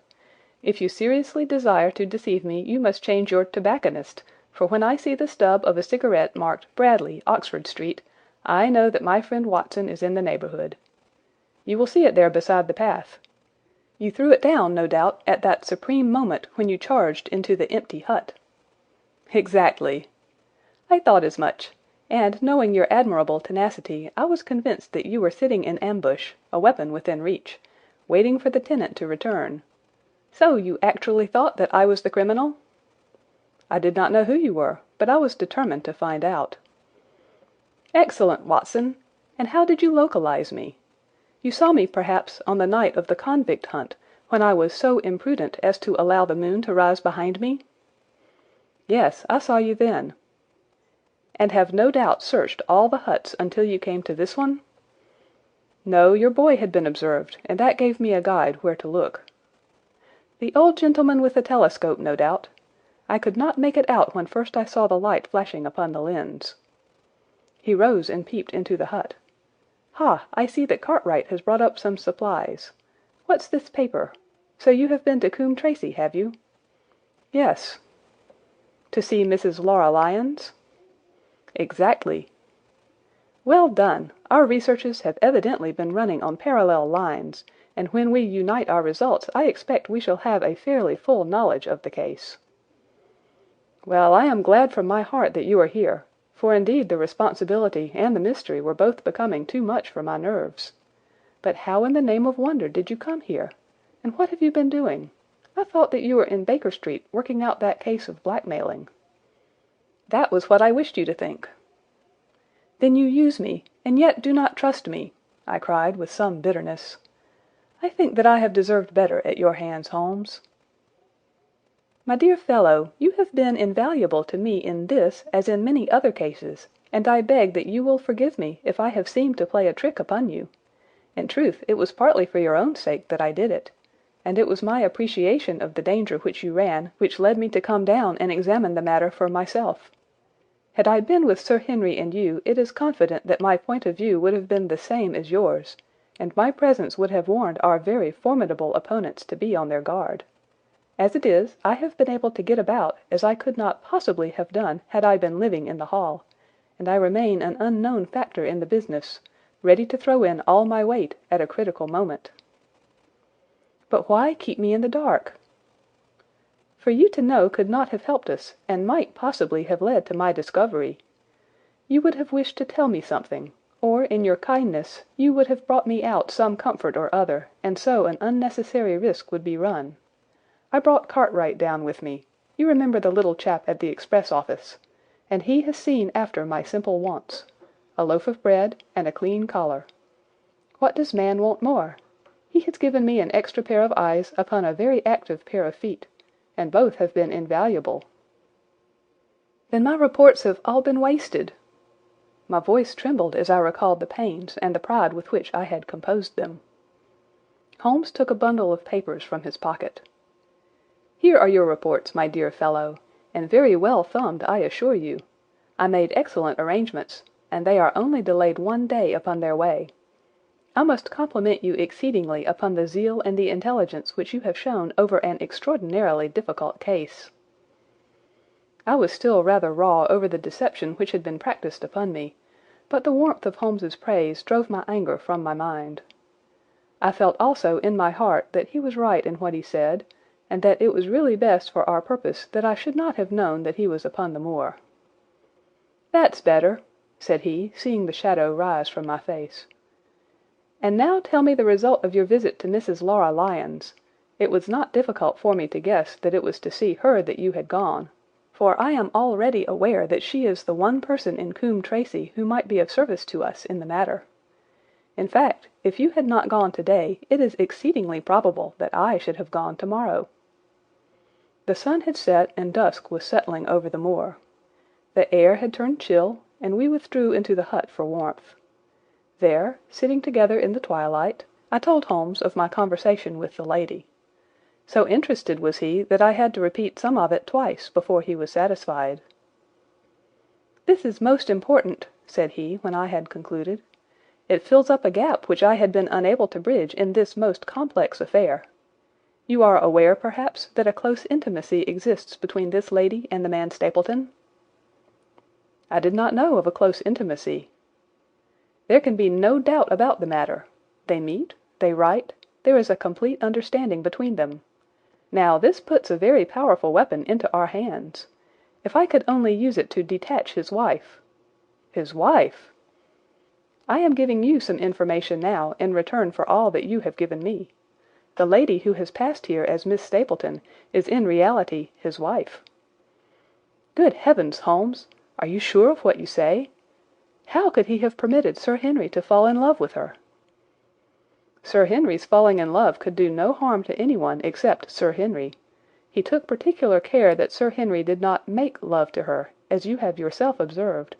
I repeat that the lady is his wife, and not his sister." "But why this elaborate deception?" "Because he foresaw that she would be very much more useful to him in the character of a free woman." All my unspoken instincts, my vague suspicions, suddenly took shape and centred upon the naturalist. In that impassive, colourless man, with his straw hat and his butterfly net, I seemed to see something terrible, a creature of infinite patience and craft, with a smiling face and a murderous heart. It is he, then, who is our enemy? It is he who dogged us in London? So I read the riddle. And the warning, it must have come from her.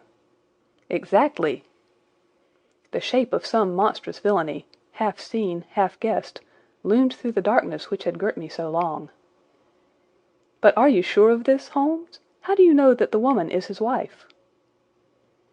Because he so far forgot himself as to tell you a true piece of autobiography upon the occasion when he first met you, and I dare say he has many a time regretted it since. He was once a schoolmaster in the north of England. Now there is no one more easy to trace than a schoolmaster.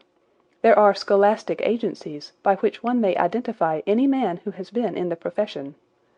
A little investigation showed me that a school had come to grief under atrocious circumstances, and that the man who had owned it—the name was different—had disappeared with his wife. The descriptions agreed. When I learned that the missing man was devoted to entomology, the identification was complete. The darkness was rising, but much was still hidden by the shadows. If this woman is in truth his wife, where does Mrs. Laura Lyons come in? I asked. That is one of the points upon which your own researches have shed a light. Your interview with the lady has cleared the situation very much. I did not know about a projected divorce between herself and her husband. In that case, regarding Stapleton as an unmarried man, she counted no doubt upon becoming his wife. And when she is undeceived? Why, then we may find the lady of service. It must be our first duty to see her, both of us, tomorrow. Don't you think, Watson, that you are away from your charge rather long? Your place should be at Baskerville Hall. The last red streaks had faded away in the west, and night had settled upon the moor. A few faint stars were gleaming in a violet sky. "One last question, Holmes," I said as I rose. "Surely there is no need of secrecy between you and me. What is the meaning of it all? What is he after?" Holmes's voice sank as he answered. "It is murder, Watson. Refined, cold-blooded, deliberate murder. Do not ask me for particulars. My nets are closing upon him, even as his are upon Sir Henry, and with your help he is already almost at my mercy. There is but one danger which can threaten us. It is that he should strike before we are ready to do so. Another day, 2 at the most, and I have my case complete. But until then guard your charge as closely as ever a fond mother watched her ailing child. Your mission today has justified itself, and yet I could almost wish that you had not left his side. Hark!" A terrible scream, a prolonged yell of horror and anguish burst out of the silence of the moor. That frightful cry turned the blood to ice in my veins. "Oh, my God!" I gasped. "What is it? What does it mean?" Holmes had sprung to his feet, and I saw his dark, athletic outline at the door of the hut, his shoulders stooping, his head thrust forward, his face peering into the darkness. "Hush!" he whispered. "Hush!" The cry had been loud on account of its vehemence, but it had pealed out from somewhere far off on the shadowy plain. Now it burst upon our ears, nearer, louder, more urgent than before. "Where is it?" Holmes whispered, and I knew from the thrill of his voice that he, the man of iron, was shaken to the soul. "Where is it, Watson?" "There, I think." I pointed into the darkness. "No, there!" Again the agonized cry swept through the silent night, louder and much nearer than ever. And a new sound mingled with it, a deep muttered rumble, musical and yet menacing, rising and falling like the low, constant murmur of the sea. "The hound!" cried Holmes. "Come, Watson, come! Great heavens, if we are too late!" He had started running swiftly over the moor, and I had followed at his heels. But now from somewhere among the broken ground immediately in front of us there came one last despairing yell, and then a dull, heavy thud. We halted and listened. Not another sound broke the heavy silence of the windless night. I saw Holmes put his hand to his forehead like a man distracted. He stamped his feet upon the ground. "He has beaten us, Watson. We are too late." "No, no, surely not."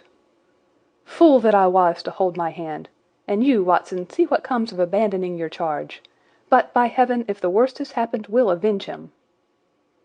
Blindly we ran through the gloom, blundering against boulders, forcing our way through gorse bushes, panting up hills and rushing down slopes, heading always in the direction whence those dreadful sounds had come. At every rise Holmes looked eagerly round him, but the shadows were thick upon the moor, and nothing moved upon its dreary face. "Can you see anything?" "Nothing." "But hark! What is that?" A low moan had fallen upon our ears. There it was again upon our left. On that side a ridge of rocks ended in a sheer cliff which overlooked a stone-strewn slope. On its jagged face was spread-eagled some dark, irregular object. As we ran towards it the vague outline hardened into a definite shape. It was a prostrate man face downward upon the ground, the head doubled under him at a horrible angle, the shoulders rounded, and the body hunched together as if in the act of throwing a somersault. So grotesque was the attitude that I could not for the instant realize that that moan had been the passing of his soul. Not a whisper, not a rustle rose now from the dark figure over which we stooped. Holmes laid his hand upon him and held it up again with an exclamation of horror. The gleam of the match which he struck shone upon his clotted fingers and upon the ghastly pool which widened slowly from the crushed skull of the victim. And it shone upon something else which turned our hearts sick and faint within us, the body of Sir Henry Baskerville. There was no chance of either of us forgetting that peculiar ruddy tweed suit, the very one which he had worn on the first morning that we had seen him in Baker Street. We caught the one clear glimpse of it, and then the match flickered and went out, even as the hope had gone out of our souls. Holmes groaned, and his face glimmered white through the darkness. "The brute! The brute!" I cried with clenched hands. Oh, Holmes, I shall never forgive myself for having left him to his fate." "I am more to blame than you, Watson. In order to have my case well rounded and complete, I have thrown away the life of my client. It is the greatest blow which has befallen me in my career. But how could I know, that he would risk his life alone upon the moor in the face of all my warnings? That we should have heard his screams, my God, those screams, and yet have been unable to save him! Where is this brute of a hound which drove him to his death? It may be lurking among these rocks at this instant. And Stapleton, where is he? He shall answer for this deed." "He shall. I will see to that.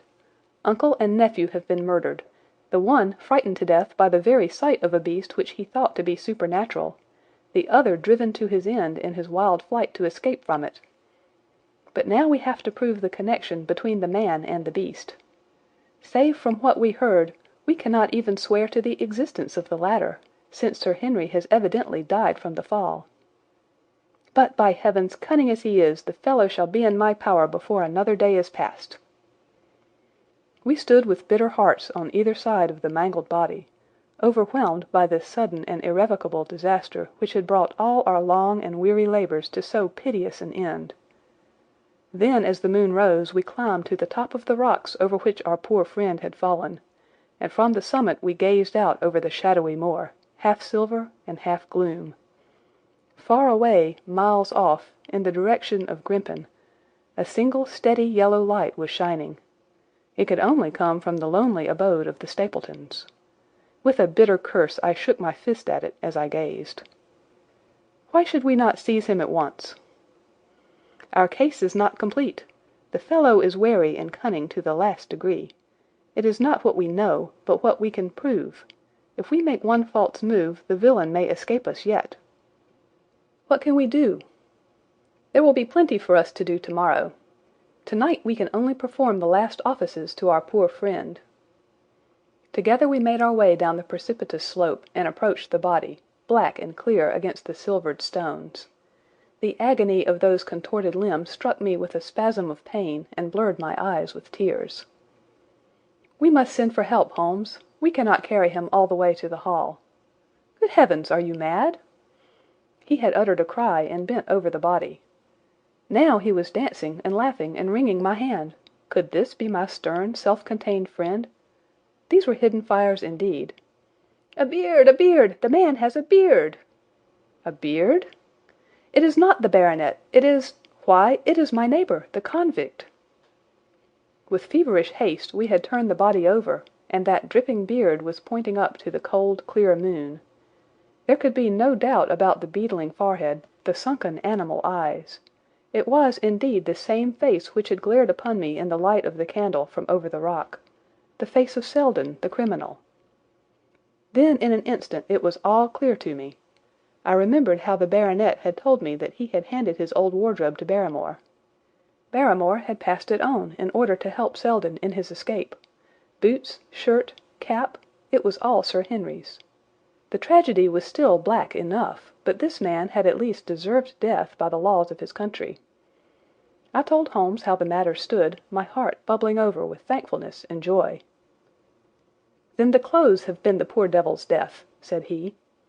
"It is clear enough that the hound has been laid on from some article of Sir Henry's, the boot which was abstracted in the hotel in all probability, and so ran this man down. There is one very singular thing, however. How came Selden, in the darkness, to know that the hound was on his trail?" "He heard him." To hear a hound upon the moor would not work a hard man like this convict into such a paroxysm of terror that he would risk recapture by screaming wildly for help. By his cries he must have run a long way after he knew the animal was on his track. How did he know? A greater mystery to me is why this hound, presuming that all our conjectures are correct. I presume nothing. Well then, why this hound should be loose tonight? I suppose that it does not always run loose upon the moor. Stapleton would not let it go unless he had reason to think that Sir Henry would be there. My difficulty is the more formidable of the two, for I think that we shall very shortly get an explanation of yours, while mine may remain for ever a mystery. The question now is, what shall we do with this poor wretch's body? We cannot leave it here to the foxes and the ravens. I suggest that we put it in one of the huts until we can communicate with the police. Exactly. I have no doubt that you and I could carry it so far. Hello, Watson, what's this? It's the man himself, by all that's wonderful and audacious. Not a word to show your suspicions, not a word, or my plans crumble to the ground. A figure was approaching us over the moor, and I saw the dull red glow of a cigar. The moon shone upon him, and I could distinguish the dapper shape and jaunty walk of the naturalist. He stopped when he saw us, and then came on again. "Why, Dr. Watson, that's not you, is it? You are the last man that I should have expected to see out on the moor at this time of night. But, dear me, what's this? Somebody hurt? Don't tell me that it is our friend Sir Henry." He hurried past me and stooped over the dead man. I heard a sharp intake of his breath, and the cigar fell from his fingers. Who's this?" he stammered. "It is Selden, the man who escaped from Princetown." Stapleton turned a ghastly face upon us, but by a supreme effort he had overcome his amazement and his disappointment. He looked sharply from Holmes to me. "Dear me, what a very shocking affair! How did he die?" "He appears to have broken his neck by falling over these rocks. My friend and I were strolling on the moor when we heard a cry." "I heard a cry also. That was what brought me out. I was uneasy about Sir Henry." "Why about Sir Henry in particular?" I could not help asking. "Because I had suggested that he should come over. When he did not come I was surprised, and I naturally became alarmed for his safety when I heard cries upon the moor. By the way," his eyes darted again from my face to Holmes's, "did you hear anything else besides a cry?" "No," said Holmes. "Did you?" "No." "What do you mean, then?" "Oh, you know the stories that the peasants tell about a phantom hound, and so on. It is said to be heard at night upon the moor. I was wondering if there were any evidence of such a sound tonight." "We heard nothing of the kind," said I. "And what is your theory of this poor fellow's death?"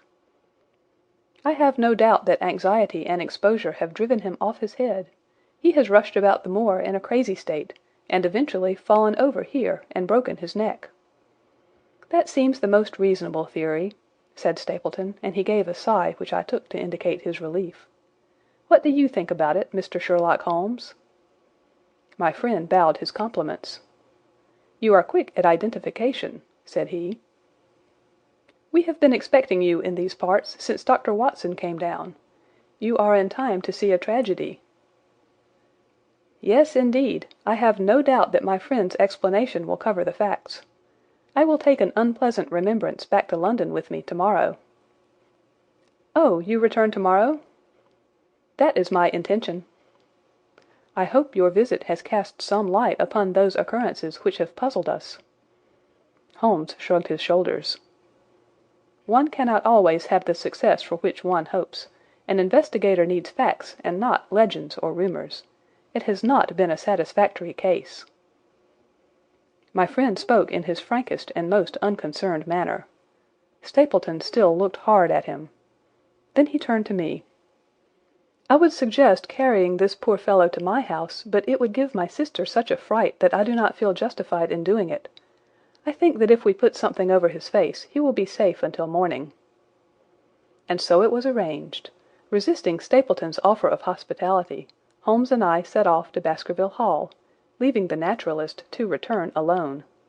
Looking back, we saw the figure moving slowly away over the broad moor, and behind him that one black smudge on the silvered slope which showed where the man was lying who had come so horribly to his end. End of Chapter 12. The Hound of the Baskervilles, by Sir Arthur Conan Doyle. Chapter 13. Fixing the Nets. "We're at close grips at last," said Holmes as we walked together across the moor. "What a nerve the fellow has! How he pulled himself together in the face of what must have been a paralyzing shock when he found that the wrong man had fallen a victim to his plot. I told you in London, Watson, and I tell you now again, that we have never had a foeman more worthy of our steel." "I am sorry that he has seen you.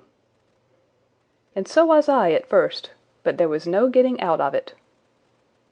"What effect do you think it will have upon his plans, now that he knows you are here?" "It may cause him to be more cautious, or it may drive him to desperate measures at once. Like most clever criminals, he may be too confident in his own cleverness, and imagine that he has completely deceived us." "Why should we not arrest him at once?" "My dear Watson, you were born to be a man of action. Your instinct is always to do something energetic. But supposing, for argument's sake, that we had him arrested tonight, what on earth the better off should we be for that? We could prove nothing against him. There's the devilish cunning of it.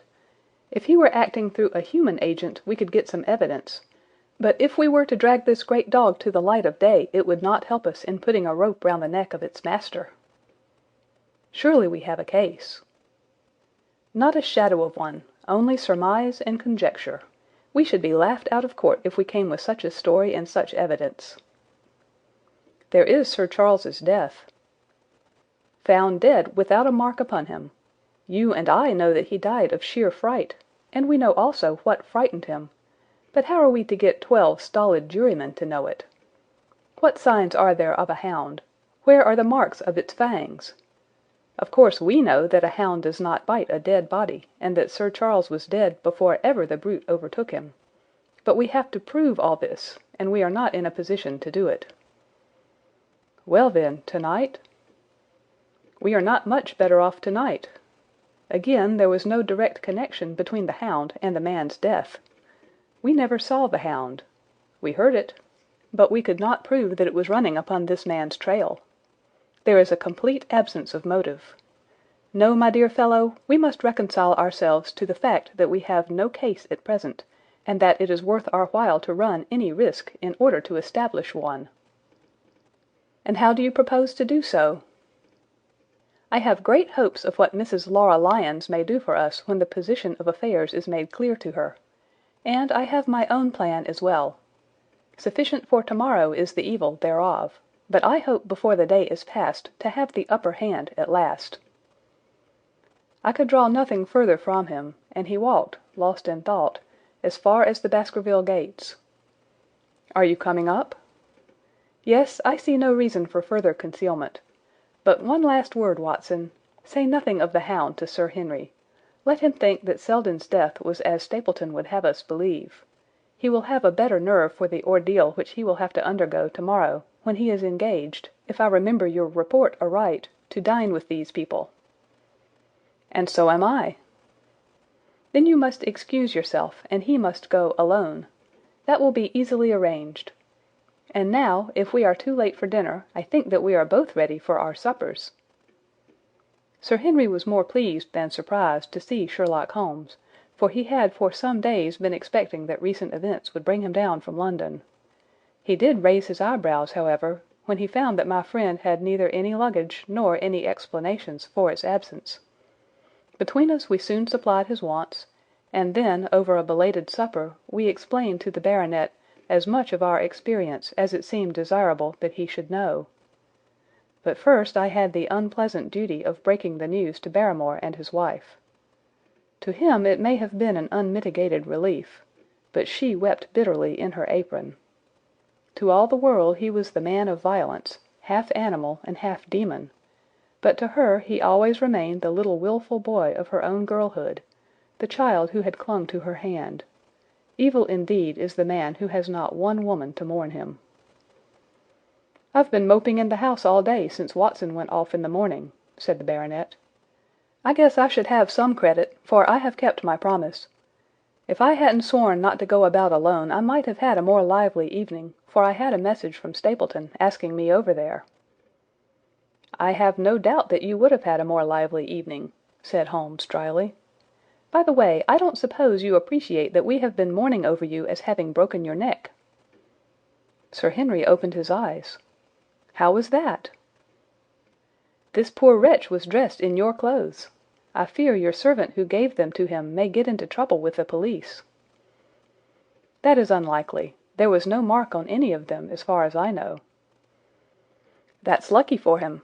In fact, it's lucky for all of you, since you are all on the wrong side of the law in this matter. I am not sure that as a conscientious detective my first duty is not to arrest the whole household. Watson's reports are most incriminating documents." "But how about the case?" asked the baronet. "Have you made anything out of the tangle? I don't know that Watson and I are much the wiser since we came down." "I think that I shall be in a position to make the situation rather more clear to you before long. It has been an exceedingly difficult and most complicated business. There are several points upon which we still want light, but it is coming all the same. We've had one experience, as Watson has no doubt told you. We heard the hound on the moor, so I can swear that it is not all empty superstition. I had something to do with dogs when I was out west, and I know one when I hear one. If you can muzzle that one and put him on a chain, I'll be ready to swear you are the greatest detective of all time."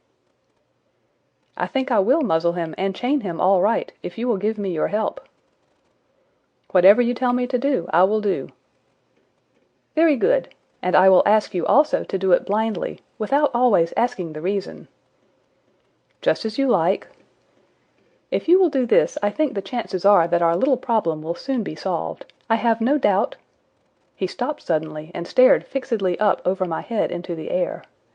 The lamp beat upon his face, and so intent was it and so still that it might have been that of a clear-cut classical statue, a personification of alertness and expectation. "What is it?" we both cried. I could see as he looked down that he was repressing some internal emotion. His features were still composed, but his eyes shone with amused exultation. "Excuse the admiration of a connoisseur," said he as he waved his hand towards the line of portraits which covered the opposite wall. "Watson won't allow that I know anything of art, but that is mere jealousy because our views upon the subject differ. Now these are a really very fine series of portraits." "Well, I'm glad to hear you say so," said Sir Henry, glancing with some surprise at my friend. "I don't pretend to know much about these things, and I'd be a better judge of a horse or a steer than of a picture. I didn't know that you found time for such things." "I know what is good when I see it, and I see it now. That's a Kneller, I'll swear, that lady in the blue silk over yonder, and the stout gentleman with the wig ought to be a Reynolds. They are all family portraits, I presume?" "Every one." "Do you know the names?"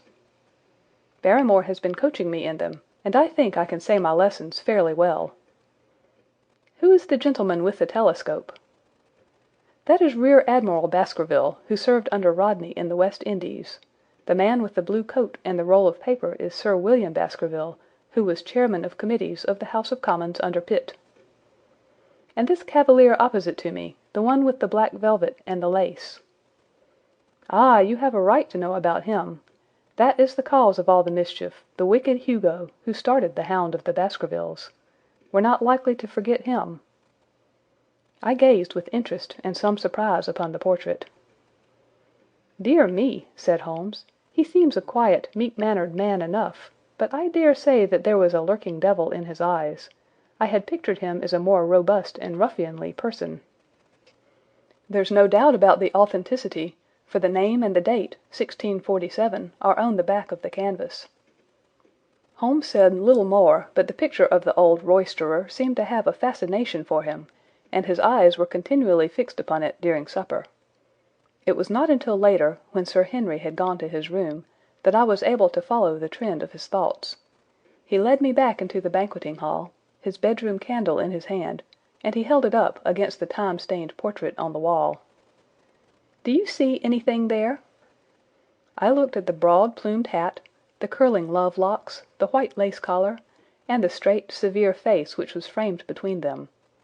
It was not a brutal countenance, but it was prim, hard, and stern, with a firm-set, thin-lipped mouth and a coldly intolerant eye. "Is it like anyone you know?" "There is something of Sir Henry about the jaw." "Just a suggestion, perhaps. But wait an instant." He stood upon a chair, and holding up the light in his left hand he curved his right arm over the broad hat and round the long ringlets. "Good heavens!" I cried in amazement. The face of Stapleton had sprung out of the canvas. "Ha! You see it now. My eyes have been trained to examine faces and not their trimmings. It is the first quality of a criminal investigator that he should see through a disguise." "But this is marvellous! It might be his portrait." "Yes, it is an interesting instance of a throwback, which appears to be both physical and spiritual. A study of family portraits is enough to convert a man to the doctrine of reincarnation. The fellow is a Baskerville, that is evident." "With designs upon the succession." "Exactly. This chance of the picture has supplied us with one of our most obvious missing links. We have him, Watson, we have him, and I dare swear that before tomorrow night he will be fluttering in our net as helpless as one of his own butterflies. A pen, a cork, and a card, and we add him to the Baker Street collection." He burst into one of his rare fits of laughter as he turned away from the picture. I have not heard him laugh often, and it has always boded ill to somebody. I was up betimes in the morning, but Holmes was afoot earlier still, for I saw him as I dressed coming up the drive. "Yes, we should have a full day today," he remarked, and he rubbed his hands with the joy of action. "The nets are all in place, and the drag is about to begin. We'll know before the day is out whether we have caught our big, lean-jawed pike, or whether he has got through the meshes." "Have you been on the moor already?" "I have sent a report from Grimpen to Princetown as to the death of Selden. I think I can promise that none of you will be troubled in the matter. And I have also communicated with my faithful Cartwright, who would certainly have pined away at the door of my hut, as a dog does at his master's grave, if I had not set his mind at rest about my safety." "What is the next move?" "To see Sir Henry. Ah, here he is." "Good morning, Holmes," said the baronet. "You look like a general who is planning a battle with his chief of the staff." "That is the exact situation. Watson was asking for orders." "And so do I." "Very good. You are engaged, as I understand, to dine with our friends the Stapletons tonight." "I hope that you will come also. They are very hospitable people, and I am sure that they would be very glad to see you." "I fear that Watson and I must go to London." "To London?" "Yes, I think that we should be more useful there at the present juncture." The baronet's face perceptibly lengthened. "I hoped that you were going to see me through this business. The Hall and the moor are not very pleasant places when one is alone." "My dear fellow, you must trust me implicitly, and do exactly what I tell you. You can tell your friends that we should have been happy to have come with you, but that urgent business required us to be in town. We hope very soon to return to Devonshire. Will you remember to give them that message?" "If you insist upon it." "There is no alternative, I assure you." I saw by the baronet's clouded brow that he was deeply hurt by what he regarded as our desertion. "When do you desire to go?" he asked coldly. "Immediately after breakfast. We will drive into Coombe Tracey, but Watson will leave his things as a pledge that he will come back to you. Watson, you will send a note to Stapleton to tell him that you regret that you cannot come." "I have a good mind to go to London with you," said the baronet. "Why should I stay here alone?" "Because it is your post of duty. Because you gave me your word that you would do as you were told, and I tell you to stay." "All right, then, I'll stay." "One more direction. I wish you to drive to Merripit House. Send back your trap, however, and let them know that you intend to walk home." "To walk across the moor?" "Yes." "But that is the very thing which you have so often cautioned me not to do." "This time you may do it with safety. If I had not every confidence in your nerve and courage I would not suggest it, but it is essential that you should do it." "Then I will do it." "And as you value your life, do not go across the moor in any direction save along the straight path which leads from Merripit House to the Grimpen Road, and is your natural way home." "I will do just what you say." "Very good. I should be glad to get away as soon after breakfast as possible, so as to reach London in the afternoon."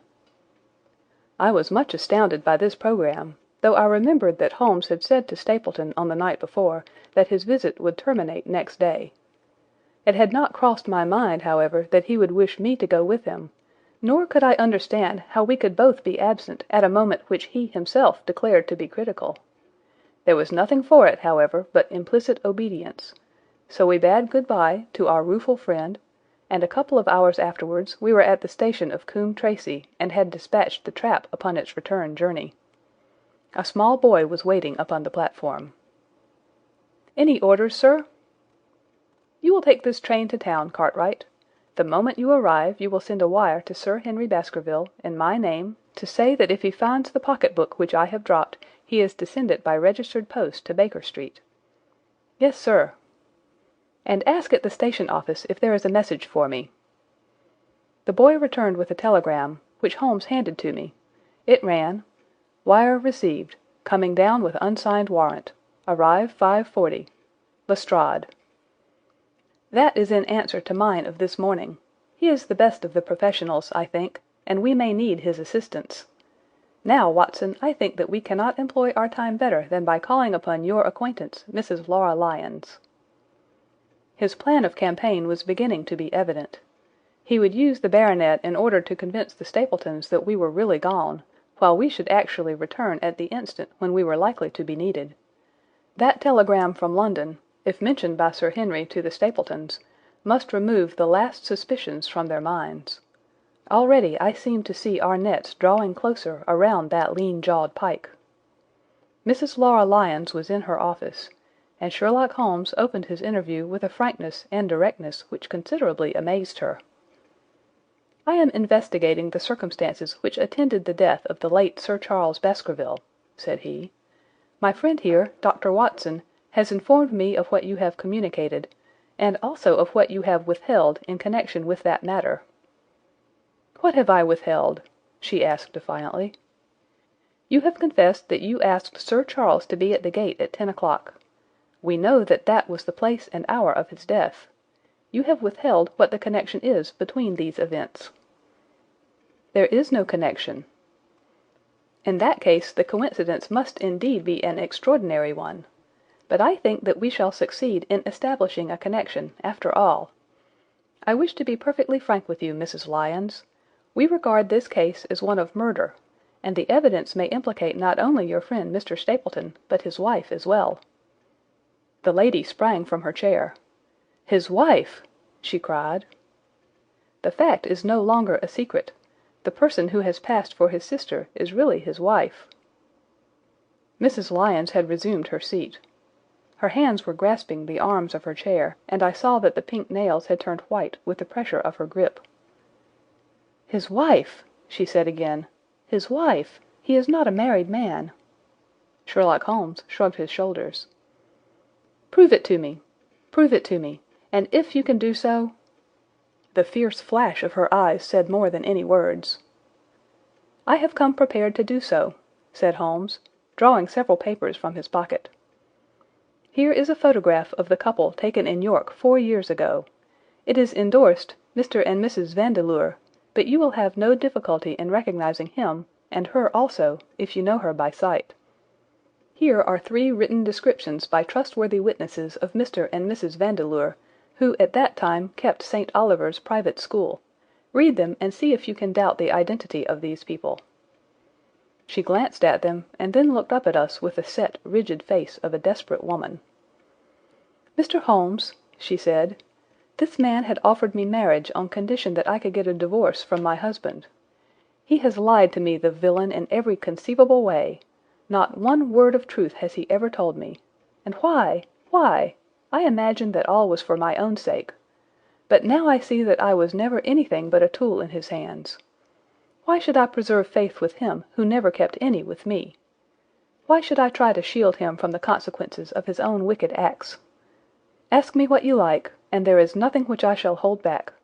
One thing I swear to you, and that is that when I wrote the letter I never dreamed of any harm to the old gentleman, who had been my kindest friend." "I entirely believe you, madam," said Sherlock Holmes. "The recital of these events must be very painful to you, and perhaps it will make it easier if I tell you what occurred, and you can check me if I make any material mistake. The sending of this letter was suggested to you by Stapleton?" "He dictated it." "I presume that the reason he gave was that you would receive help from Sir Charles for the legal expenses connected with your divorce?" "Exactly." And then, after you had sent the letter, he dissuaded you from keeping the appointment?" "He told me that it would hurt his self-respect that any other man should find the money for such an object, and that, though he was a poor man himself, he would devote his last penny to removing the obstacles which divided us." "He appears to be a very consistent character. And then you heard nothing until you read the reports of the death in the paper?" "No." "And he made you swear to say nothing about your appointment with Sir Charles?" "He did. He said that the death was a very mysterious one, and that I should certainly be suspected if the facts came out. He frightened me into remaining silent." "Quite so. But you had your suspicions?" She hesitated and looked down. "I knew him," she said, "but if he had kept faith with me, I should always have done so with him." "I think that on the whole you have had a fortunate escape," said Sherlock Holmes. "You have had him in your power, and he knew it, and yet you are alive.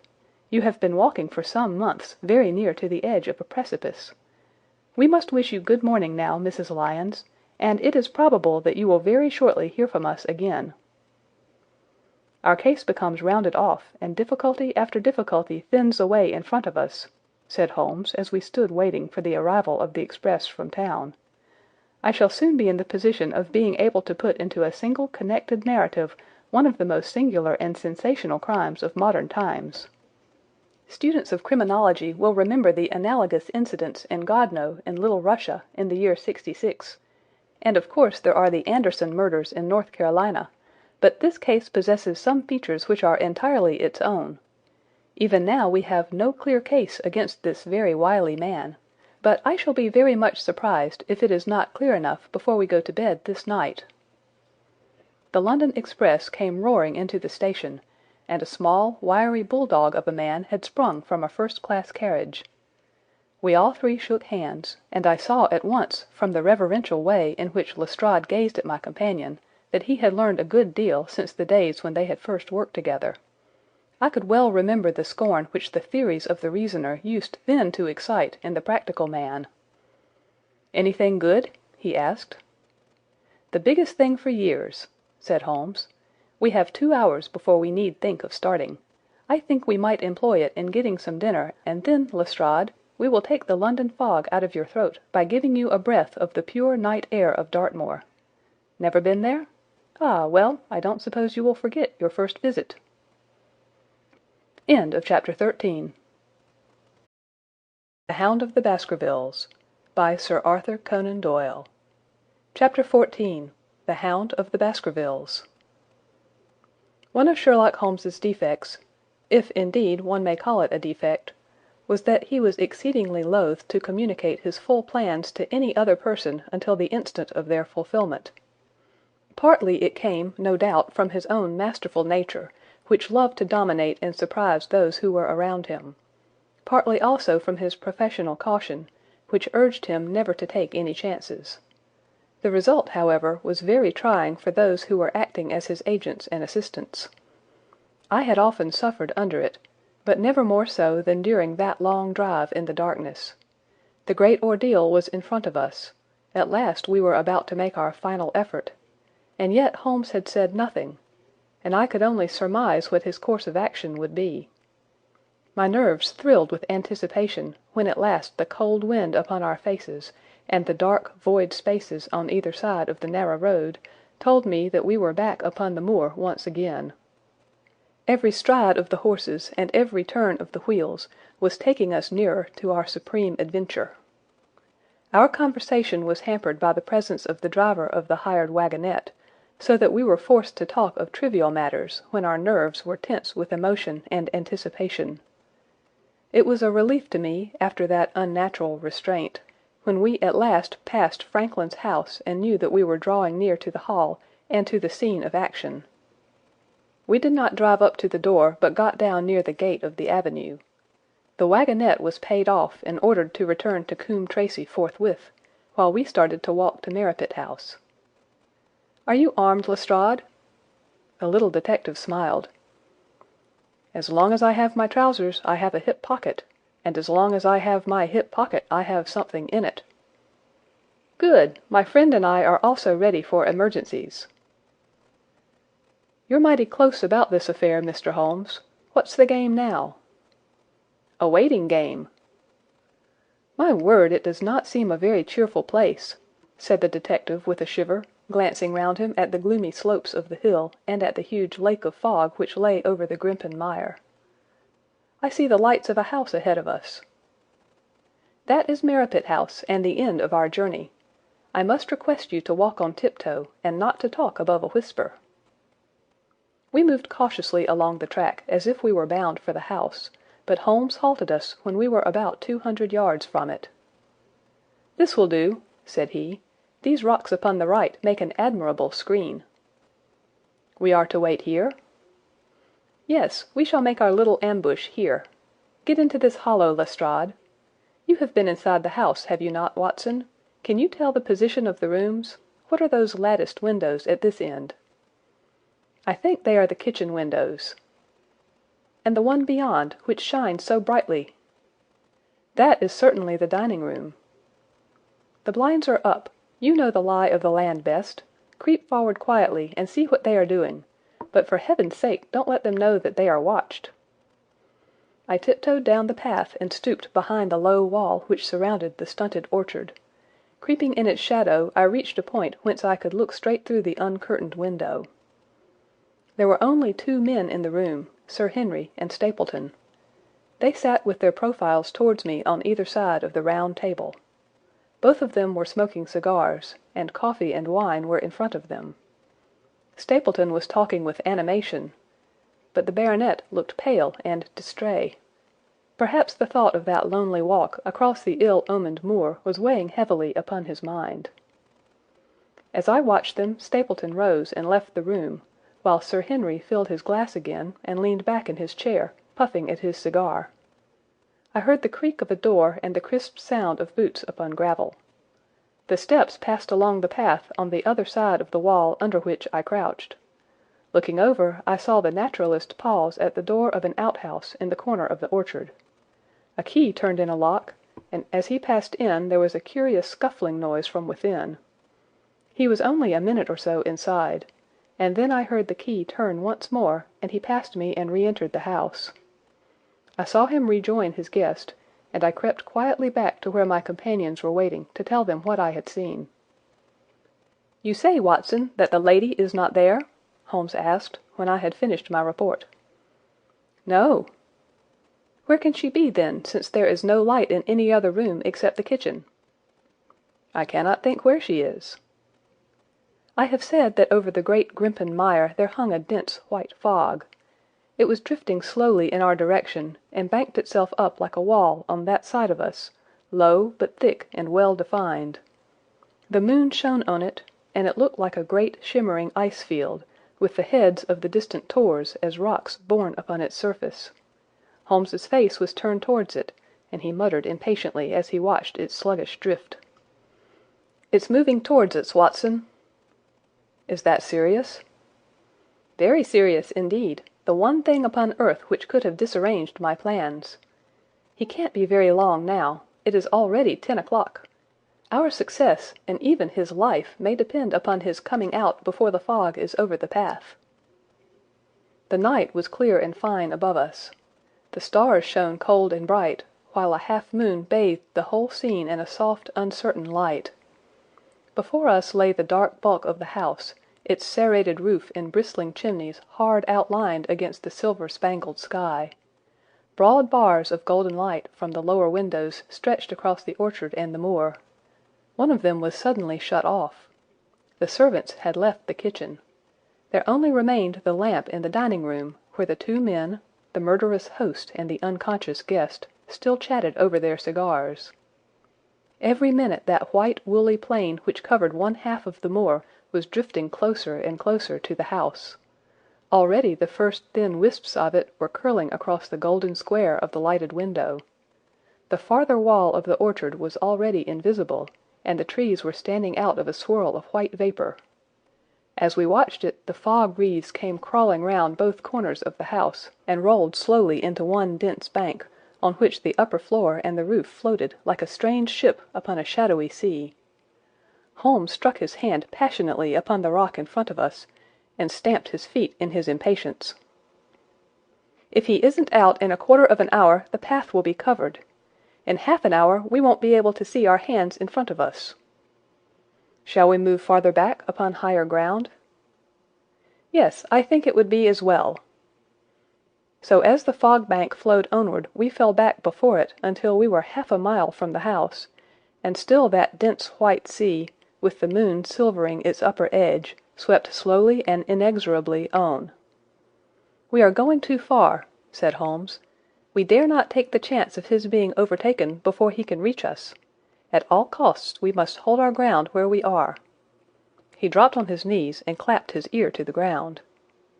"Thank God, I think that I hear him coming." A sound of quick steps broke the silence of the moor. Crouching among the stones, we stared intently at the silver-tipped bank in front of us. The steps grew louder, and through the fog, as through a curtain, there stepped the man whom we were awaiting. He looked round him in surprise as he emerged into the clear, starlit night. Then he came swiftly along the path, passed close to where we lay, and went on up the long slope behind us. As he walked he glanced continually over either shoulder, like a man who is ill at ease. "Hist!" cried Holmes, and I heard the sharp click of a cocking pistol. "Look out! It's coming!" There was a thin, crisp, continuous patter from somewhere in the heart of that crawling bank. The cloud was within 50 yards of where we lay, and we glared at it, all three, uncertain what horror was about to break from the heart of it. I was at Holmes's elbow, and I glanced for an instant at his face. It was pale and exultant, his eyes shining brightly in the moonlight. But suddenly they started forward in a rigid, fixed stare, and his lips parted in amazement. At the same instant Lestrade gave a yell of terror and threw himself face downward upon the ground. I sprang to my feet, my inert hand grasping my pistol, my mind paralyzed by the dreadful shape which had sprung out upon us from the shadows of the fog. A hound it was, an enormous coal-black hound, but not such a hound as mortal eyes have ever seen. Fire burst from its open mouth, its eyes glowed with a smouldering glare, its muzzles and hackles and dewlap were outlined in flickering flame. Never in the delirious dream of a disordered brain could anything more savage, more appalling, more hellish be conceived than that dark form and savage face which broke upon us out of the wall of fog. With long bounds the huge black creature was leaping down the track, following hard upon the footsteps of our friend. So paralyzed were we by the apparition that we allowed him to pass before we had recovered our nerve. Then Holmes and I both fired together, and the creature gave a hideous howl, which showed that one at least had hit him. He did not pause, however, but bounded onward. Far away on the path we saw Sir Henry looking back, his face white in the moonlight, his hands raised in horror, glaring helplessly at the frightful thing which was hunting him down. But that cry of pain from the hound had blown all our fears to the winds. If he was vulnerable, he was mortal, and if we could wound him, we could kill him. Never have I seen a man run as Holmes ran that night. I am reckoned fleet of foot, but he outpaced me as much as I outpaced the little professional. In front of us as we flew up the track we heard scream after scream from Sir Henry, and the deep roar of the hound. I was in time to see the beast spring upon its victim, hurl him to the ground, and worry at his throat.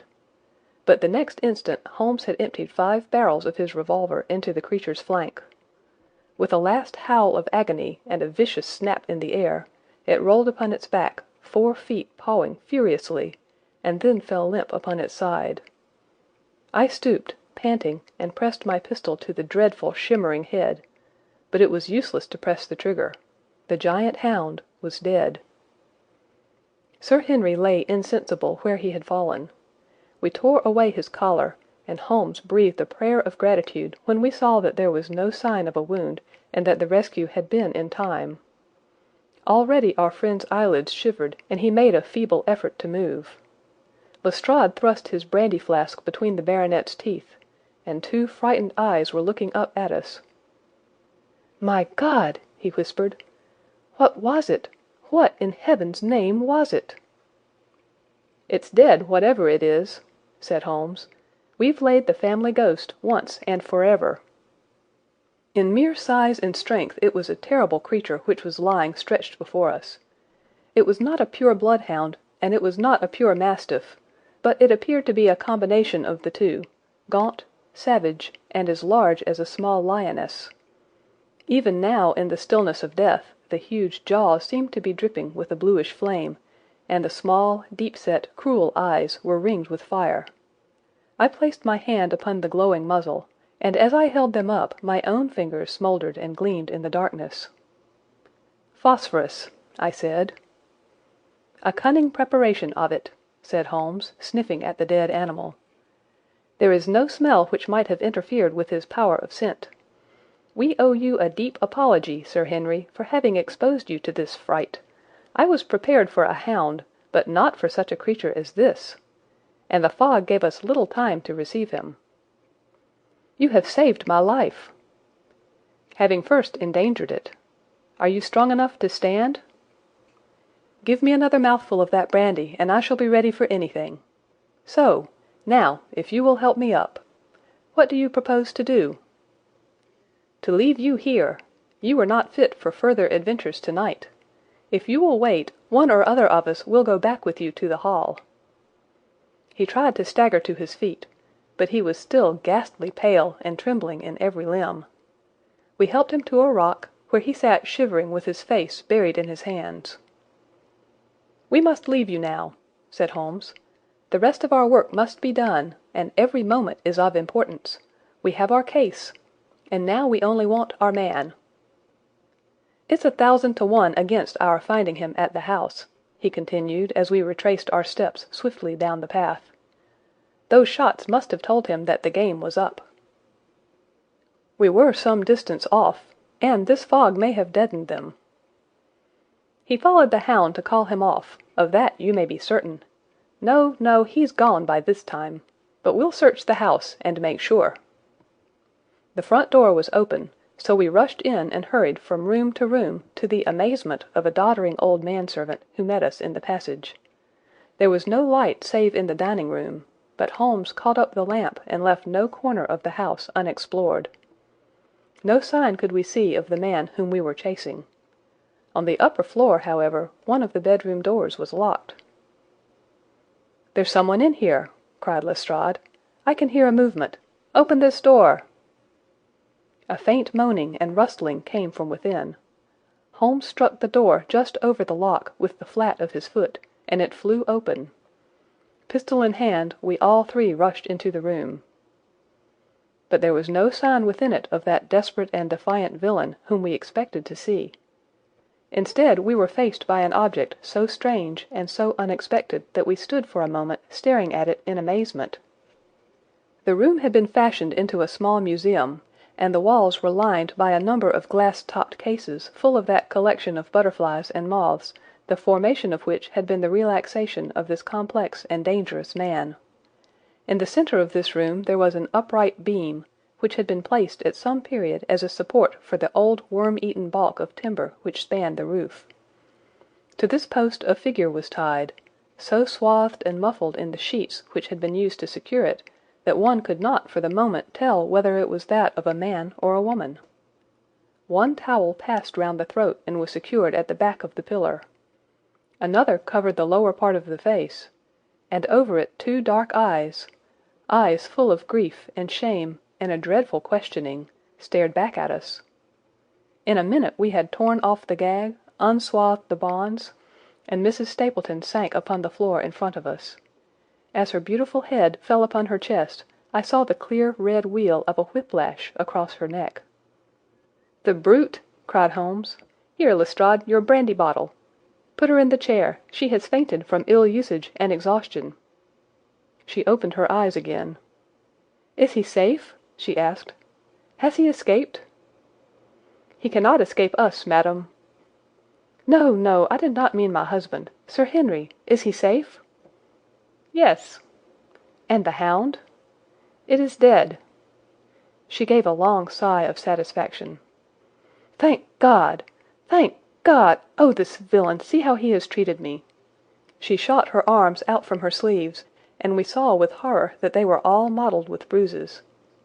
"But this is nothing, nothing! It is my mind and soul that he has tortured and defiled. I could endure it all, ill usage, solitude, a life of deception, everything, as long as I could still cling to the hope that I had his love, but now I know that in this also I have been his dupe and his tool." She broke into passionate sobbing as she spoke. "You bear him no good will, madam," said Holmes. "Tell us then where we shall find him. If you have ever aided him in evil, help us now, and so atone."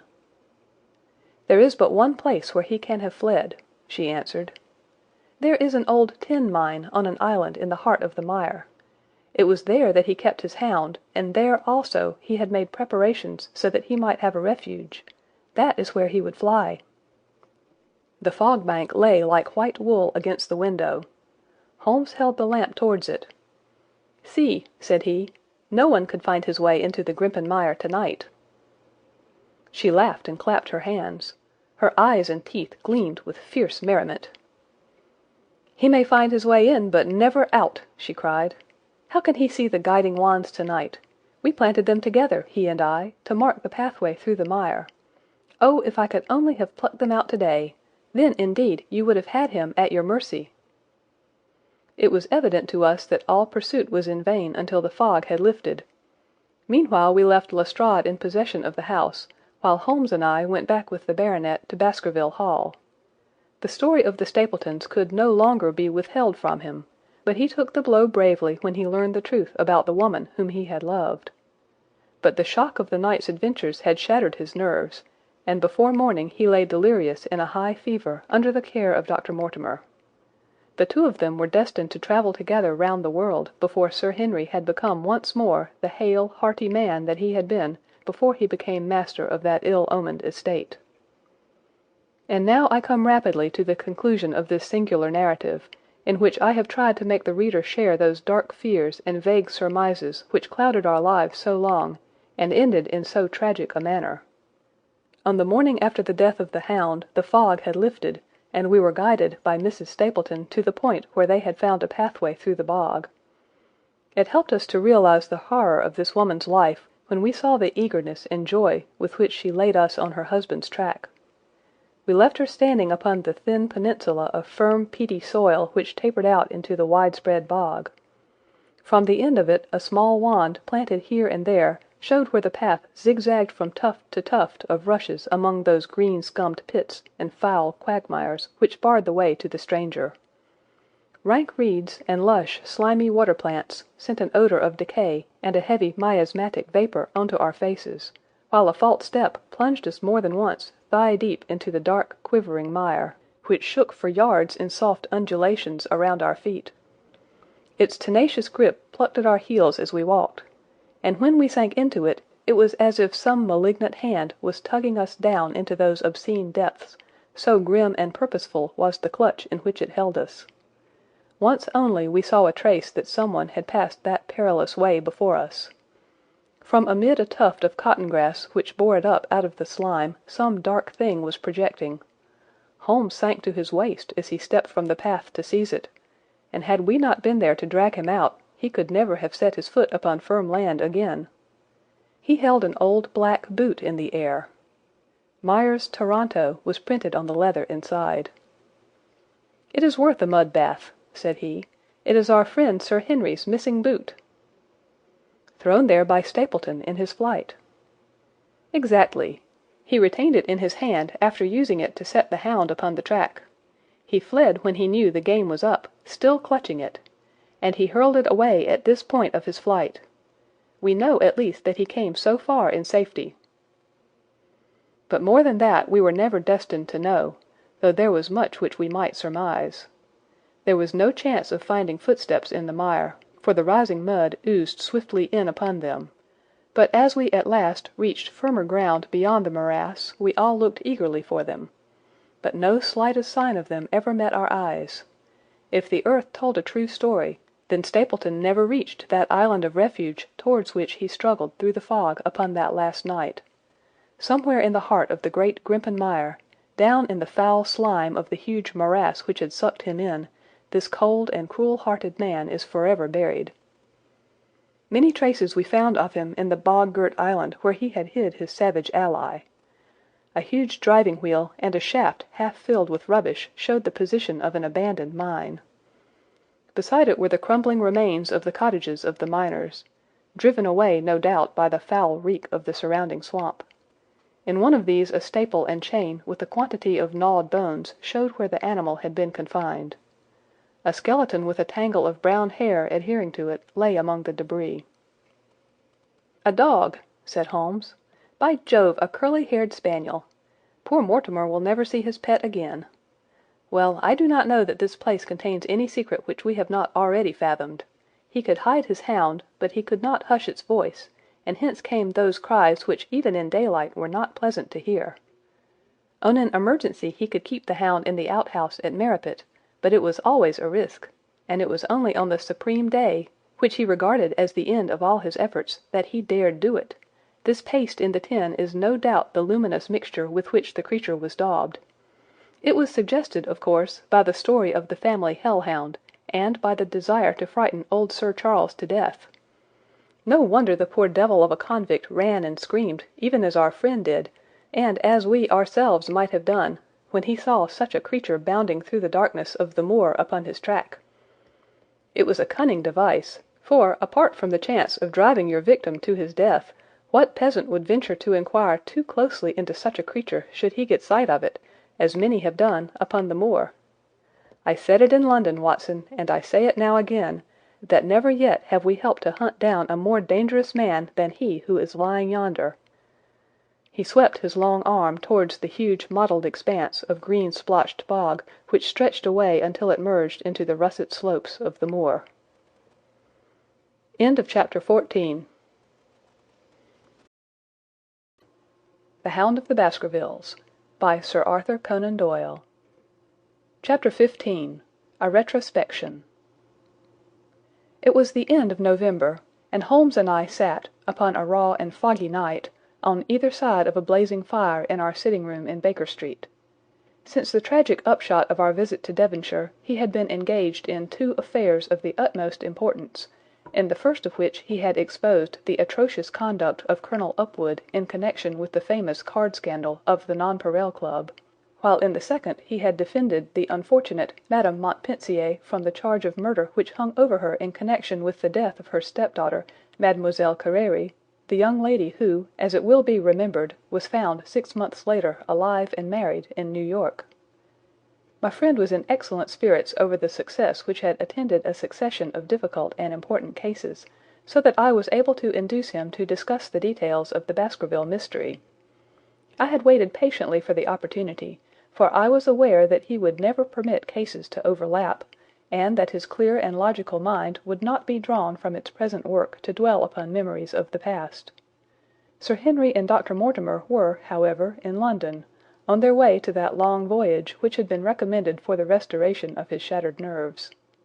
They had called upon us that very afternoon, so that it was natural that the subject should come up for discussion. "The whole course of events," said Holmes, "from the point of view of the man who called himself Stapleton, was simple and direct, although to us, who had no means in the beginning of knowing the motives of his actions, and could only learn part of the facts, it all appeared exceedingly complex.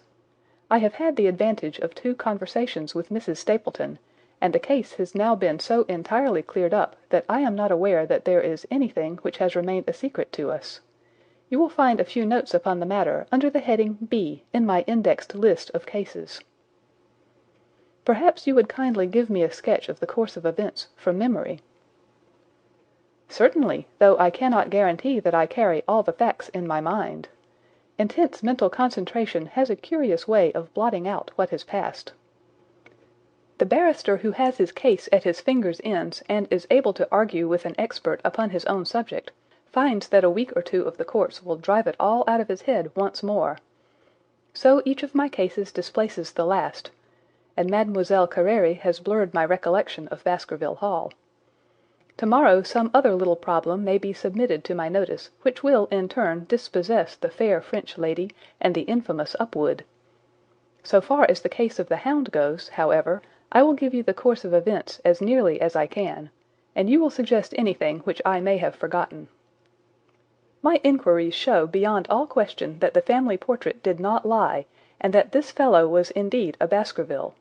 He was a son of that Roger Baskerville, the younger brother of Sir Charles, who fled with a sinister reputation to South America, where he was said to have died unmarried. He did, as a matter of fact, marry, and had one child, this fellow, whose real name is the same as his father's. He married Beryl Garcia, one of the beauties of Costa Rica, and having purloined a considerable sum of public money, he changed his name to Vandeleur, and fled to England, where he established a school in the east of Yorkshire. His reason for attempting this special line of business was that he had struck up an acquaintance with a consumptive tutor upon the voyage home, and that he had used this man's ability to make the undertaking a success. Fraser, the tutor, died, however, and the school which had begun well sank from disrepute into infamy. The Vandeleurs found it convenient to change their name to Stapleton, and he brought the remains of his fortune, his schemes for the future, and his taste for entomology to the south of England. I learn at the British Museum that he was a recognized authority upon the subject, and that the name of Vandeleur has been permanently attached to a certain moth which he had, in his Yorkshire days, been the first to describe. We now come to that portion of his life which has proved to be of such intense interest to us. The fellow had evidently made inquiry, and found that only 2 lives intervened between him and a valuable estate. When he went to Devonshire his plans were, I believe, exceedingly hazy, but that he meant mischief from the first is evident from the way in which he took his wife with him in the character of his sister. The idea of using her as a decoy was clearly already in his mind, though he may not have been certain how the details of his plot were to be arranged. He meant, in the end, to have the estate, and he was ready to use any tool or run any risk for that end. His first act was to establish himself as near to his ancestral home as he could, and his second was to cultivate a friendship with Sir Charles Baskerville and with the neighbours. The baronet himself told him about the family hound, and so prepared the way for his own death. Stapleton, as I will continue to call him, knew that the old man's heart was weak, and that a shock would kill him. So much he had learned from Dr. Mortimer. He had heard also that Sir Charles was superstitious and had taken this grim legend very seriously. His ingenious mind instantly suggested a way by which the baronet could be done to death, and yet it would be hardly possible to bring home the guilt to the real murderer. Having conceived the idea, he proceeded to carry it out with considerable finesse. An ordinary schemer would have been content to work with a savage hound.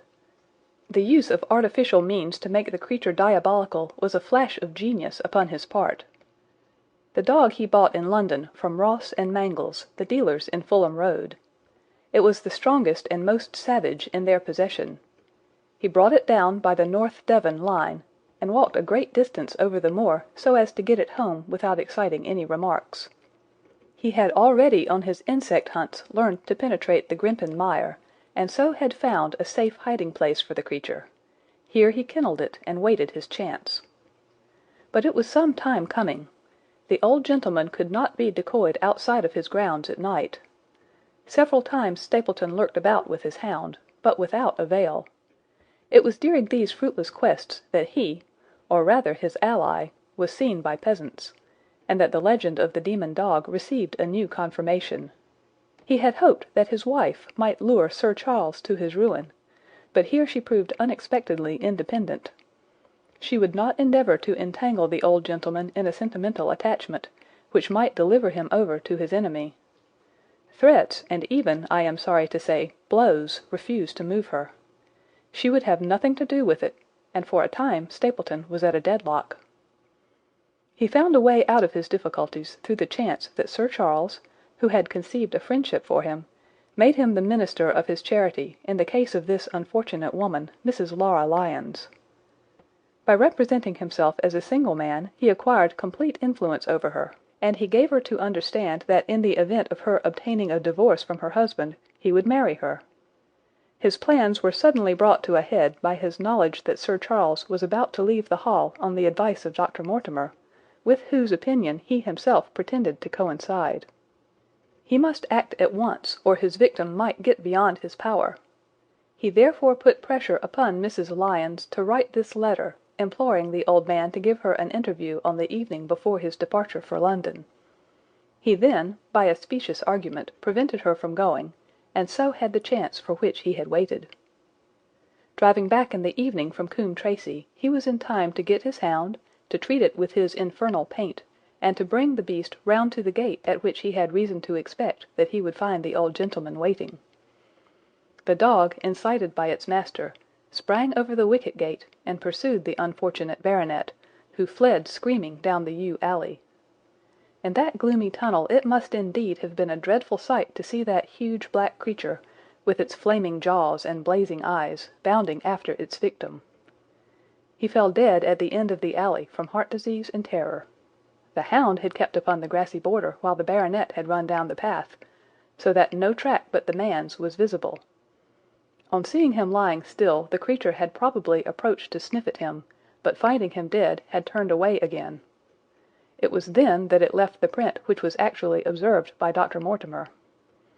The hound was called off and hurried away to its lair in the Grimpen Mire, and a mystery was left which puzzled the authorities, alarmed the countryside, and finally brought the case within the scope of our observation. So much for the death of Sir Charles Baskerville. You perceive the devilish cunning of it, for really it would be almost impossible to make a case against the real murderer.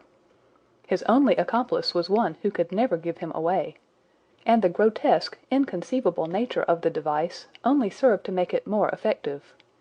Both of the women concerned in the case, Mrs. Stapleton and Mrs. Laura Lyons, were left with a strong suspicion against Stapleton.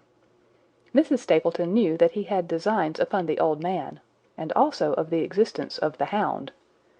Mrs. Lyons knew neither of these things, but had been impressed by the death occurring at the time of an uncancelled appointment which was only known to him. However, both of them were under his influence, and he had nothing to fear from them. The first half of his task was successfully accomplished, but the more difficult still remained. It is possible that Stapleton did not know of the existence of an heir in Canada. In any case, he would very soon learn it from his friend Dr. Mortimer, and he was told by the latter all details about the arrival of Henry Baskerville. Stapleton's first idea was that this young stranger from Canada might possibly be done to death in London, without coming down to Devonshire at all. He distrusted his wife ever since she had refused to help him in laying a trap for the old man, and he dared not leave her long out of his sight for fear he should lose his influence over her. It was for this reason that he took her to London with him. They lodged, I find, at the Mexborough Private Hotel in Craven Street, which was actually one of those called upon by my agent in search of evidence. Here he kept his wife imprisoned in her room, while he, disguised in a beard, followed Dr. Mortimer to Baker Street, and afterwards to the station and to the Northumberland Hotel. His wife had some inkling of his plans, but she had such a fear of her husband, a fear founded upon brutal ill-treatment, that she dare not write to warn the man whom she knew to be in danger. If the letter should fall into Stapleton's hands, her own life would not be safe. Eventually, as we know, she adopted the expedient of cutting out the words which would form the message, and addressing the letter in a disguised hand. It reached the baronet, and gave him the first warning of his danger. It was very essential for Stapleton to get some article of Sir Henry's attire, so that, in case he was driven to use the dog, he might always have the means of setting him upon his track. With characteristic promptness and audacity he set about this at once, and we cannot doubt that the boots or chambermaid of the hotel was well bribed to help him in his design.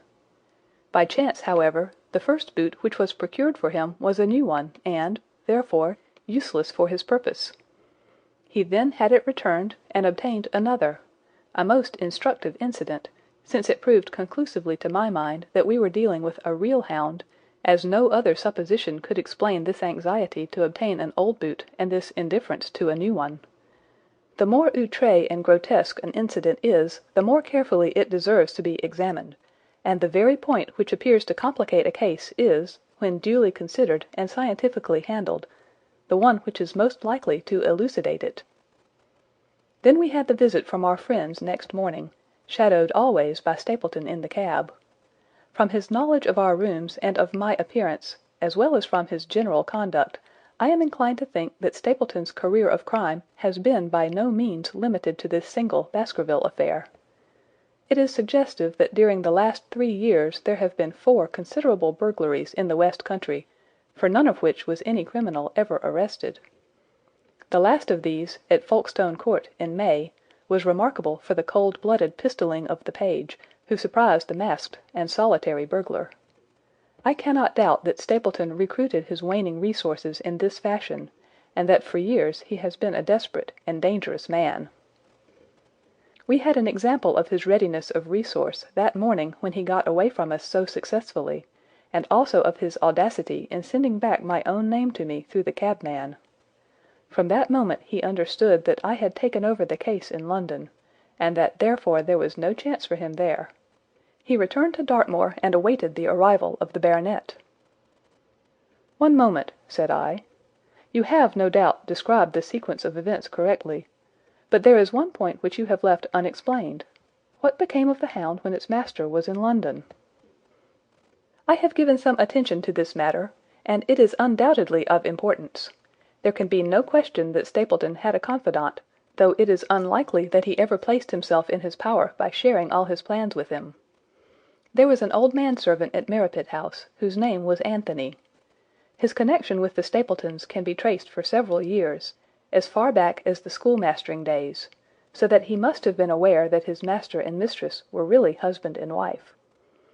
This man has disappeared and has escaped from the country. It is suggestive that Anthony is not a common name in England, while Antonio is so in all Spanish or Spanish-American countries. The man, like Mrs. Stapleton herself, spoke good English but with a curious lisping accent. I have myself seen this old man cross the Grimpen Mire by the path which Stapleton had marked out.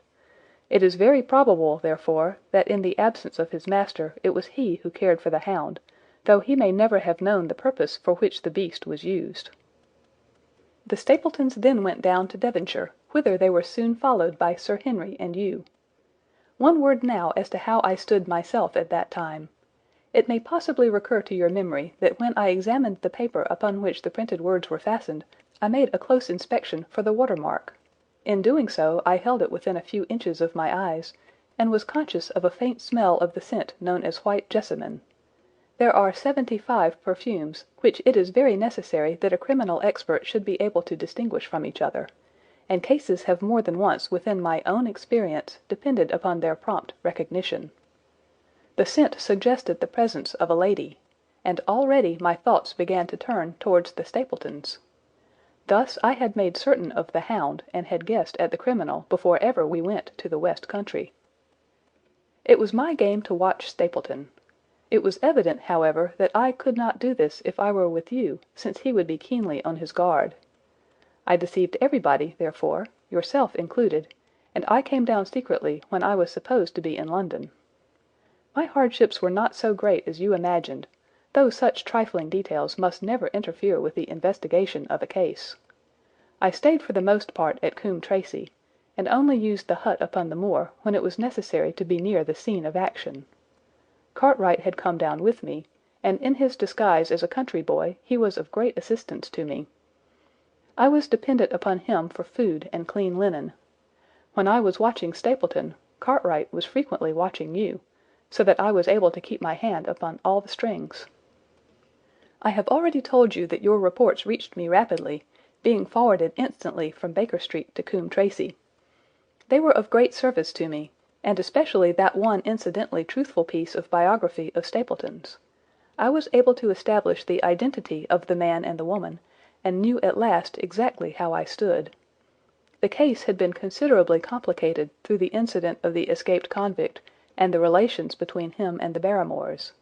This also you cleared up in a very effective way, though I had already come to the same conclusions from my own observations. By the time that you discovered me upon the moor I had a complete knowledge of the whole business, but I had not a case which could go to a jury.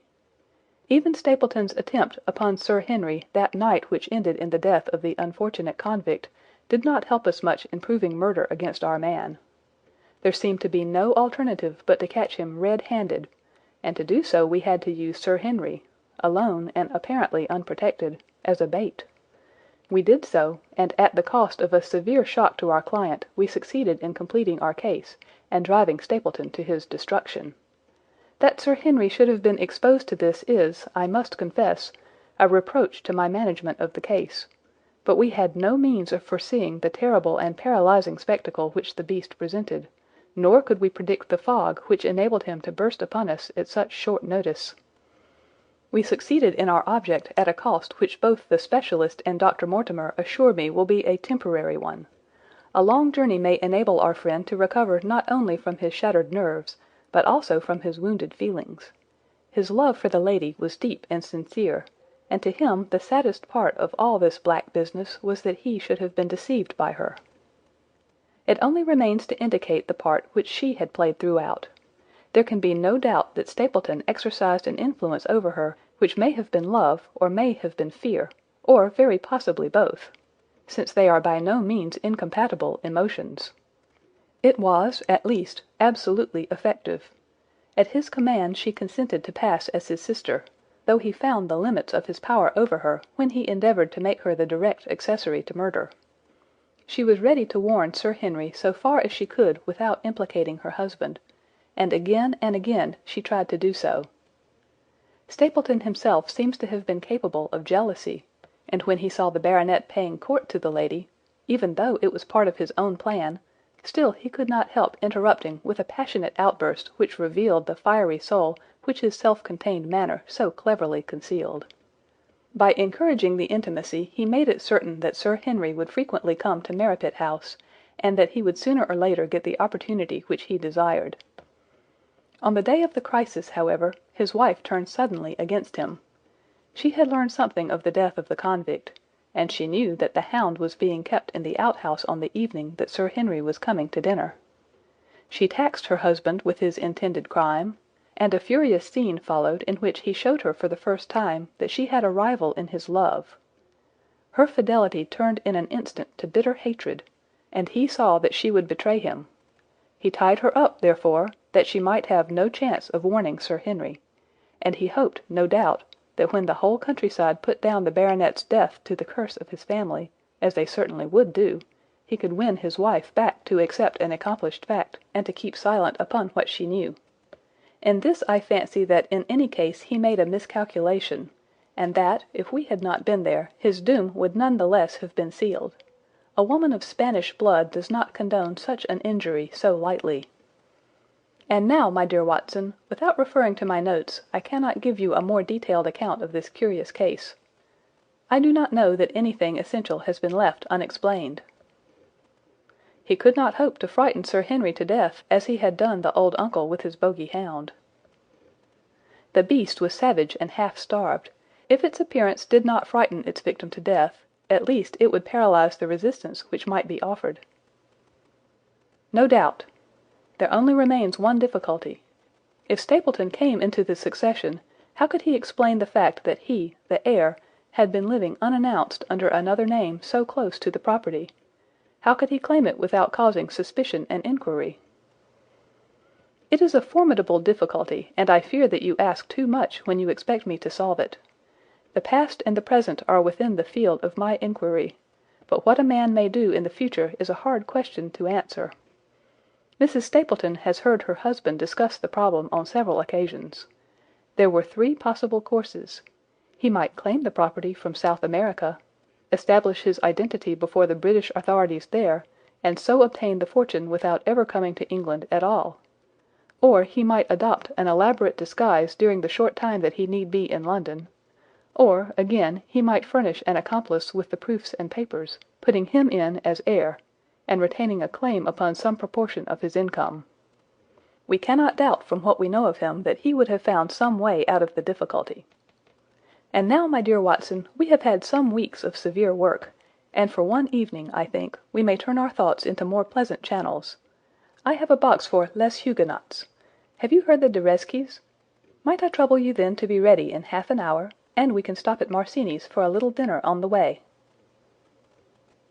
End of Chapter 15. This concludes The Hound of the Baskervilles by Sir Arthur Conan Doyle.